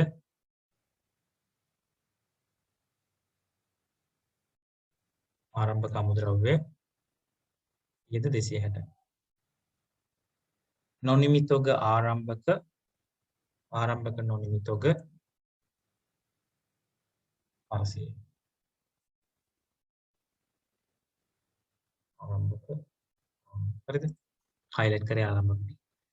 ඊට තියෙනවා නිමිතොග අපි පස්සේ බලමු. දැන් අපි ඒක තියාගමු. විකුණුම් පිරිවැය ගණනය කිරීම සඳහා ඒක අවශ්‍ය වෙනවා. දේපල පිරියත යන්ත්‍ර අපි ඔක්කොම ටික දාලා තියෙන්නේ. ගෙව් කල්පතු දීලා තිනවා වෙනත් වෙළඳ ලැබිය යුතු දෑ 90ක්. වෙළඳ ලැබිය යුතු දෑ. වෙළඳ ලැබිය යුතු දෑ 100යි 75. වෙළඳ ලැබිය යුතු දෑ 75ක් වෙනවා. ප්‍රකාශ කළ ප්‍රාග්ධනය මේ කොටස් දෙකකට බෙදෙනවා. වර්ණීය සහ සාමාන්‍ය කොටස් කියලා. මෙතන දෙනවා ආරම්භක ශේෂය 1250ක්. වර්ණීය කොටස්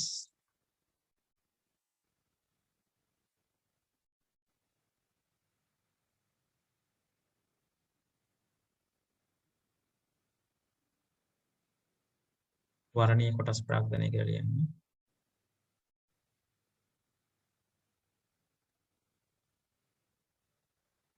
වර්ණීය කොටස් ප්‍රාග්ධනය දාන්න 600.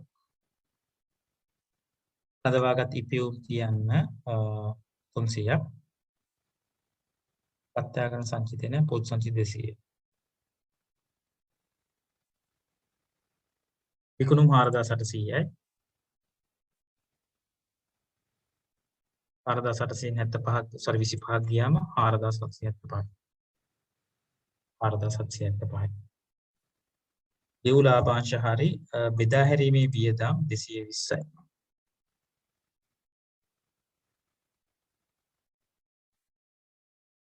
බෙදා හැරීමේ වියදම් යන බැලන්ස් ශේෂ පරීක්ෂණයට අනුව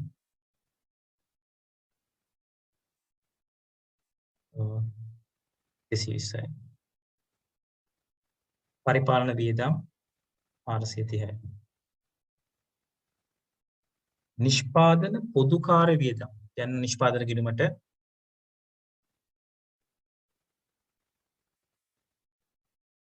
නිෂ්පාදන පොදු කාර්ය වියදම් 400යි. අමුද්‍රව්‍ය ගැනුම්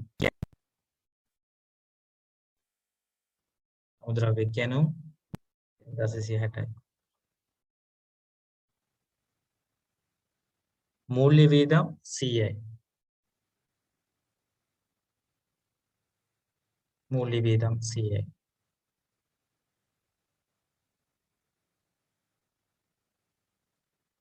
අනිකුත් ආදායම් 250යි. අනිකුත් ආදායම් 250යි. එතකොට මෙතන ආයලෙන් අනිකුත් ආදායම් කියලා.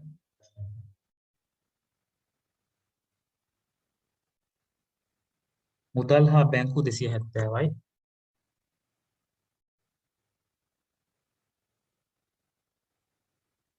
මුදල් හා සමාන ද 250ට 270 එකතු කරන්න.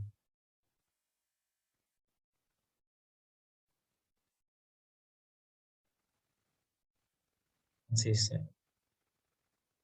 වෙළඳ ගෙවී යුතු ද ණය හිමියෝ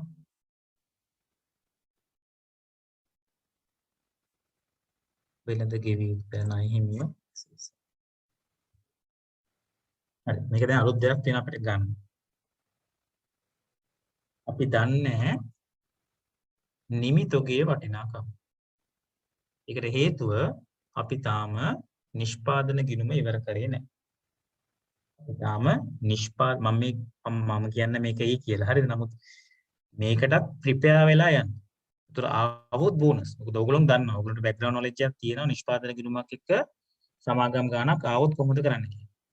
නිෂ්පාදන ගිණුමක් එක්ක සමාගම් ගාණක් ආවොත් මතක තියාගන්න යන්ත්‍ර ෂෙයා වගේ දෙයක් අනිවාර්යයෙන්ම එන්නේ එතන. හරිද? දැන් අපි තුමු නිෂ්පාදන ගිණුම මොකුත් නැත්තම් යන්ත්‍ර ෂෙයා දෙලා මොකක් හරි දුන්නොත් මේක ඇඩ්ජස්ට් කරන්න ඕනේ අනිවාර්යයෙන්ම විකුණුම් පිරිවැයට. මතක තියාගන්න.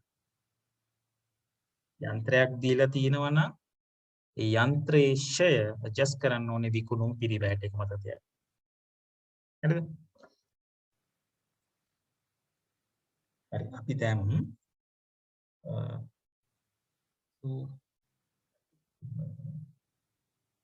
රුජු වැටුප් 341 අපිට මිස් වුණා. කියන්න රුජු වැටුප් 340. අතන පිළියම් දෙන්නේ.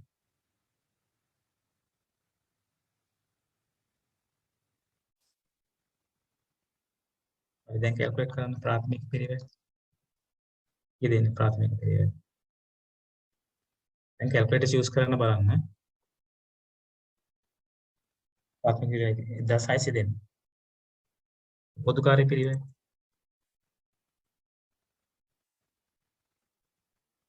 ආරසි 38.5යි. මුළු නිෂ්පාදන පිරිවෙන්.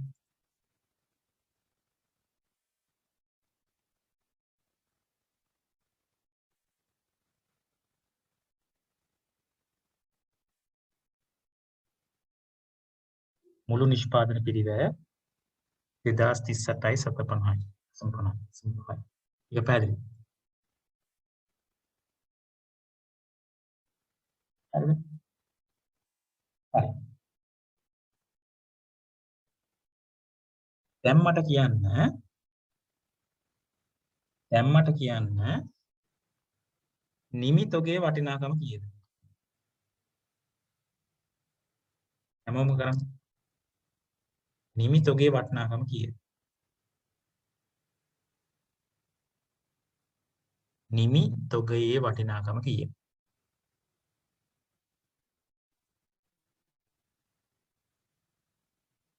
කොහොමද යන්නේ? යන්න පළවෙනි ගැලපිල්ල. වසර තුල නිපදව ඇති භාණ්ඩ එකක ගන්න 10000යි එයින් 3000ක් ඉතිරි තොග තියනවා කියලා තියෙනවා. එයින් 3000ක් ඉතිරි තොග කියලා තියෙනවා. මේක worst case scenario. හරි මේම අහන්නේ නැහැ. නමුත් අහුවොත් පුළුවන් විදිහට මේක තමයි ස්ට්‍රක්චර් කරන්නේ. හරිද? ඊට මොකද කරන්නේ? ඉතිරි තොගේ සමානයි. මේ වටිනාකම බෙදනවා 10000න් වැඩි කරනවා 3000න්. 611.5. ඒකට එකතු කරන්න මාර්ගස්ත තොගේ.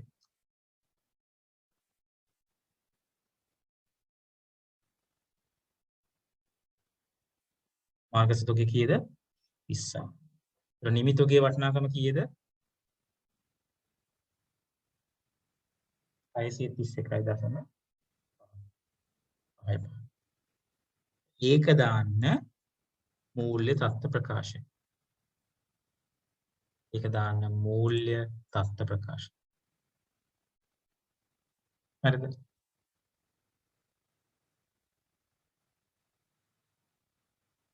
ඔක නිමි තොග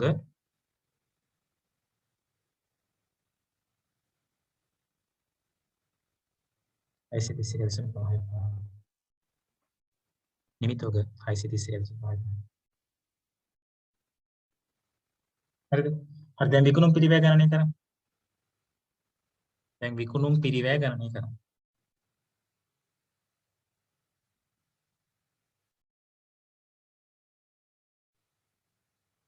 යන්න විකුණුම් පිරිවැය සමානයි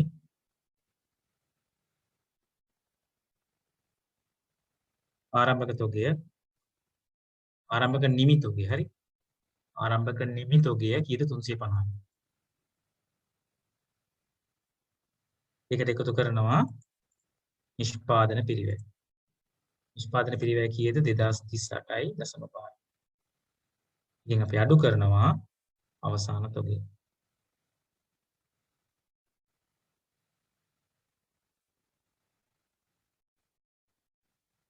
අපිට එනවා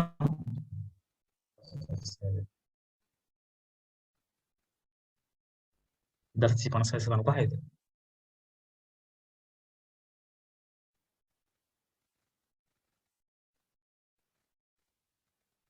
ආරම්භක නිමි තොගයට එකතු කරන්න cost of production කියන්නේ නිෂ්පාදන පිරිවැය. ඒකෙන් අඩු කරන්න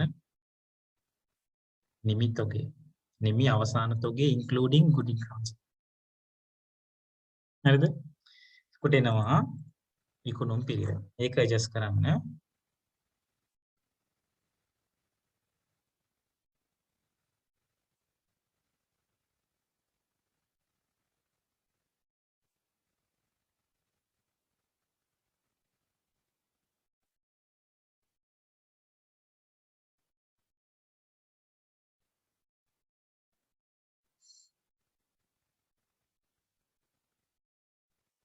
කරලාභය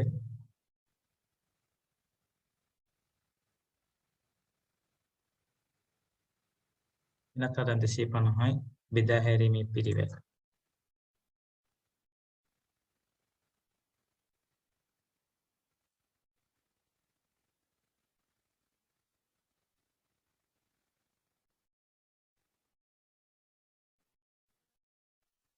එසේ 84යි 450යි 110 ප්‍රශ්න කරනවා. නිමි තොගය 611 ගත්ත විදිහ කියන්නකෝ. නිමි තොගය 611. හරි. එතකොට මෙහෙමයි. දැන් මුළු තොගේ නිෂ්පාදන පිරිවැය එන විදිහ තේරුණා. නිෂ්පාදන පිරිවැය කියලා කියන්නේ ප්‍රාථමික පිරිවැය, පොදුකාර්ය පිරිවැය, නොනිමි වල තියෙන ෆයිනල් ආන්සර්. තමයි නිෂ්පාදන පිරිවැය. ඒක බෙදන්න ඕනේ. ඒකක දැන් මේකේ තියෙනවා නෝට් නම්බර් 1 එකේ තියෙනවා ඒකක 10000ක් නිෂ්පාදනය කරලා තියෙනවා 3000ක් ඉදිරි වෙලා. ඒතර මේ එන ෆිගර් එක බෙදන්න ඕනේ 10000න් වැඩි කරන්න 3000යි. ඒකට එනවා අවසාන නිමිති. හරිද? එක්ස්පෙන්ෂන් රේට් එක 284යි 456යි 0යි.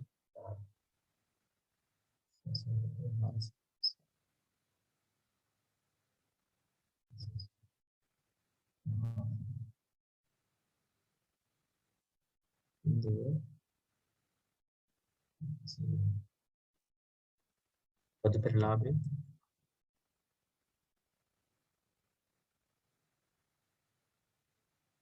ලාභය 2418.05යි. 100ක් අඩු කරන්න. අය 1000ක් එකතු කරන්න. විස්තීර්ණ ආදායම 1318.5. ඒක ලියන්න මෙතනට. කඳවුරකට තියෙනවා. මේ පළච්චේදී ලාභය 2318.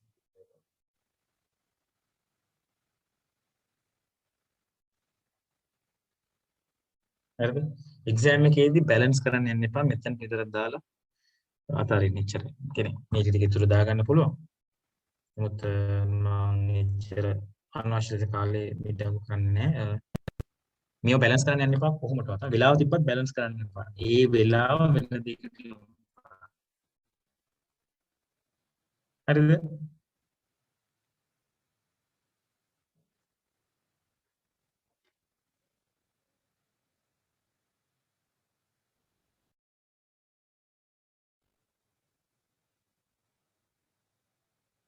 ප්‍රශ්න මොන හරි තියෙනවද?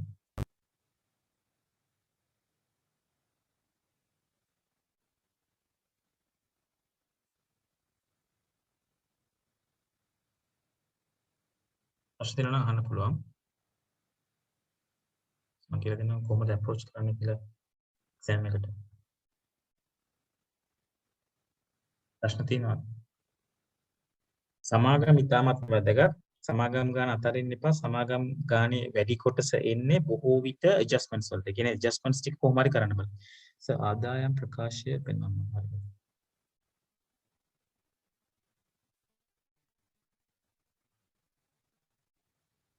සමාගම් ගානේදී හුඟක් වෙලාවට අවධානය යොමු කරන්න ඇඩ්ජස්ට්මන්ට්ස් ටික. හරිද? ඇඩ්ජස්ට්මන්ට්ස් ටික කොහොම හරි කරන්න බලන්න.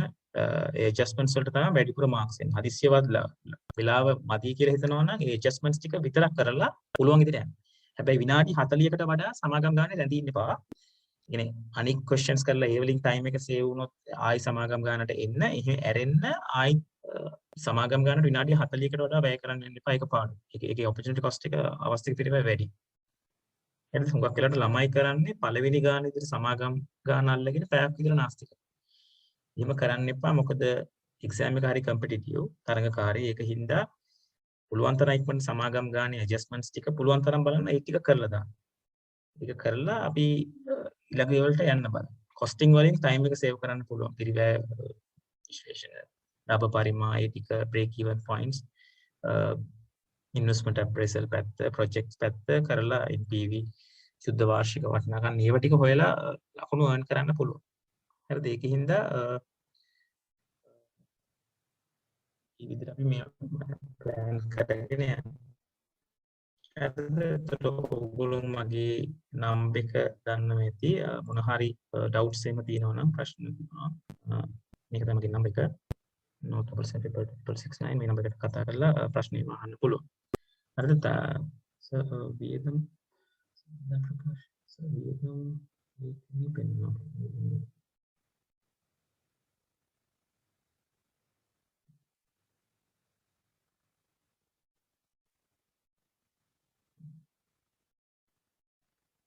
ඒකින්ද සමාගම් ගන්න ඉතාමත්ම වැදගත්. ඒකින්ද හැමතිස්සෙම ඔයගොල්ලෝ ප්‍රැක්ටිස් කරන්න සමාගම් ගානක්. ඒ කියන්නේ හැමතිස්සෙම බලන්න විනාඩි 40ක් ඇතුළත කරන්න පුළුවන්ද කියලා ඒ අනුව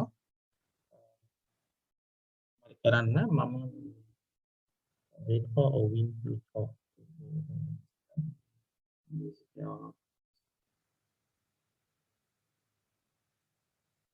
Yeah, Ovin, you can take over.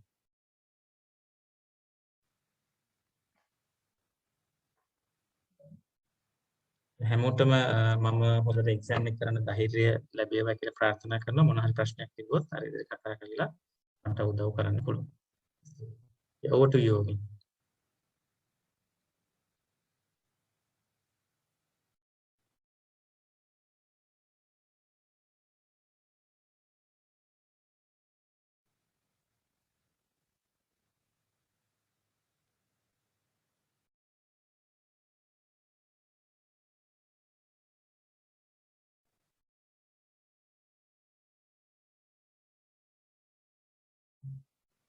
දුල පුතාලා විනාඩි 5ක් තව ඉන්න. මේ විනාඩි 5ක් තවම ඉන්න.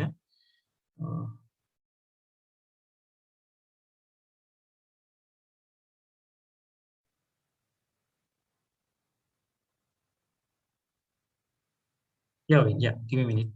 I'll make you host. Hold on.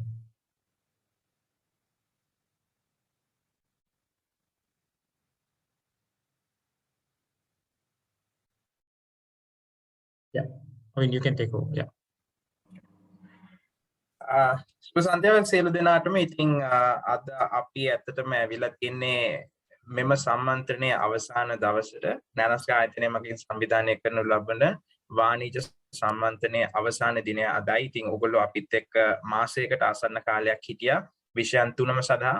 ඉතින් මම හිතනවා අපි බලාපොරොත්තු වුණ දේත් ඕගොල්ලෝ බලාපොරොත්තු වුණ දේත් ඉටු වුණා කියලා. ඒ වගේම මම මගේ හදවතින්ම සුබ පතනවා ඊළඟ මාසේ පටන් ගන්න ඔයගොල්ලන්ගේ ජීවිතේ උසස් කඩයිමක් වෙන උසස් පෙළ විභාගයේ ඉහළින්ම සමත් වෙන්න කියලා.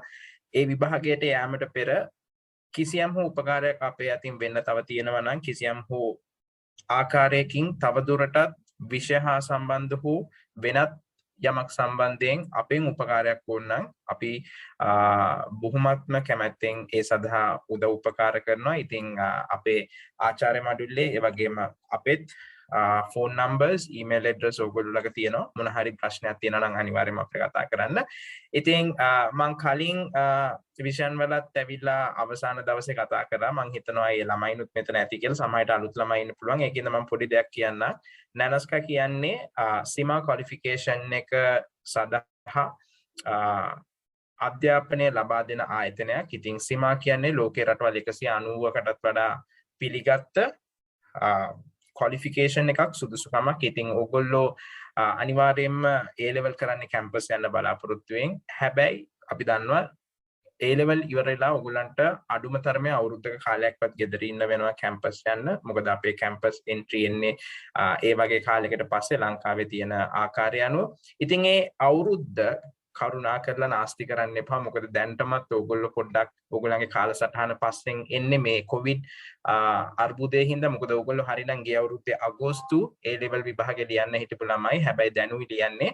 ඉතින් ඒක හිතට ගන්න එපා. කොහොම හරි ඕගොල්ලන්ගේ උපරිම උත්සාහය උපරිම ධෛර්යය දීලා හොඳම ප්‍රතිඵලය අරගෙන විශ්වවිද්‍යාලයට යන්න පුළුවන් වෙන්න කියලා මම සුබ ප්‍රාර්ථනා කරනවා. ඒ අතර මම කියන්න කැමතියි අර මම කියපු අවුරුද්දක කාලය දැන් ඔයගලන්ට ගෙදර ඉන්න වෙන ඒක නිකන් අපතේ යවන්න එපා. ඒ කාලය ඇතුළත ඔයගලන්ට අනිවාර්යයෙන්ම වෘත්තීය සුදුසුකමක් වෙන සීමා වගේ සුදුසුකමක් පටන් ගන්න පුළුවන්. ඒකයි අපි ඇත්තටම සීමා සුදුසුකමේ පළවෙනි අදියර සඳහා අලුත් බැච් එකක් පටන් ගන්නවා මාර්තු මාසේ. ඔයගලන්ගේ A level විභාගයේ ඉවරන ගමන් මම අද පෝස්ට් එකකුත් ෂෙයා කරා ඔයගලන්ගේ WhatsApp group එකේ.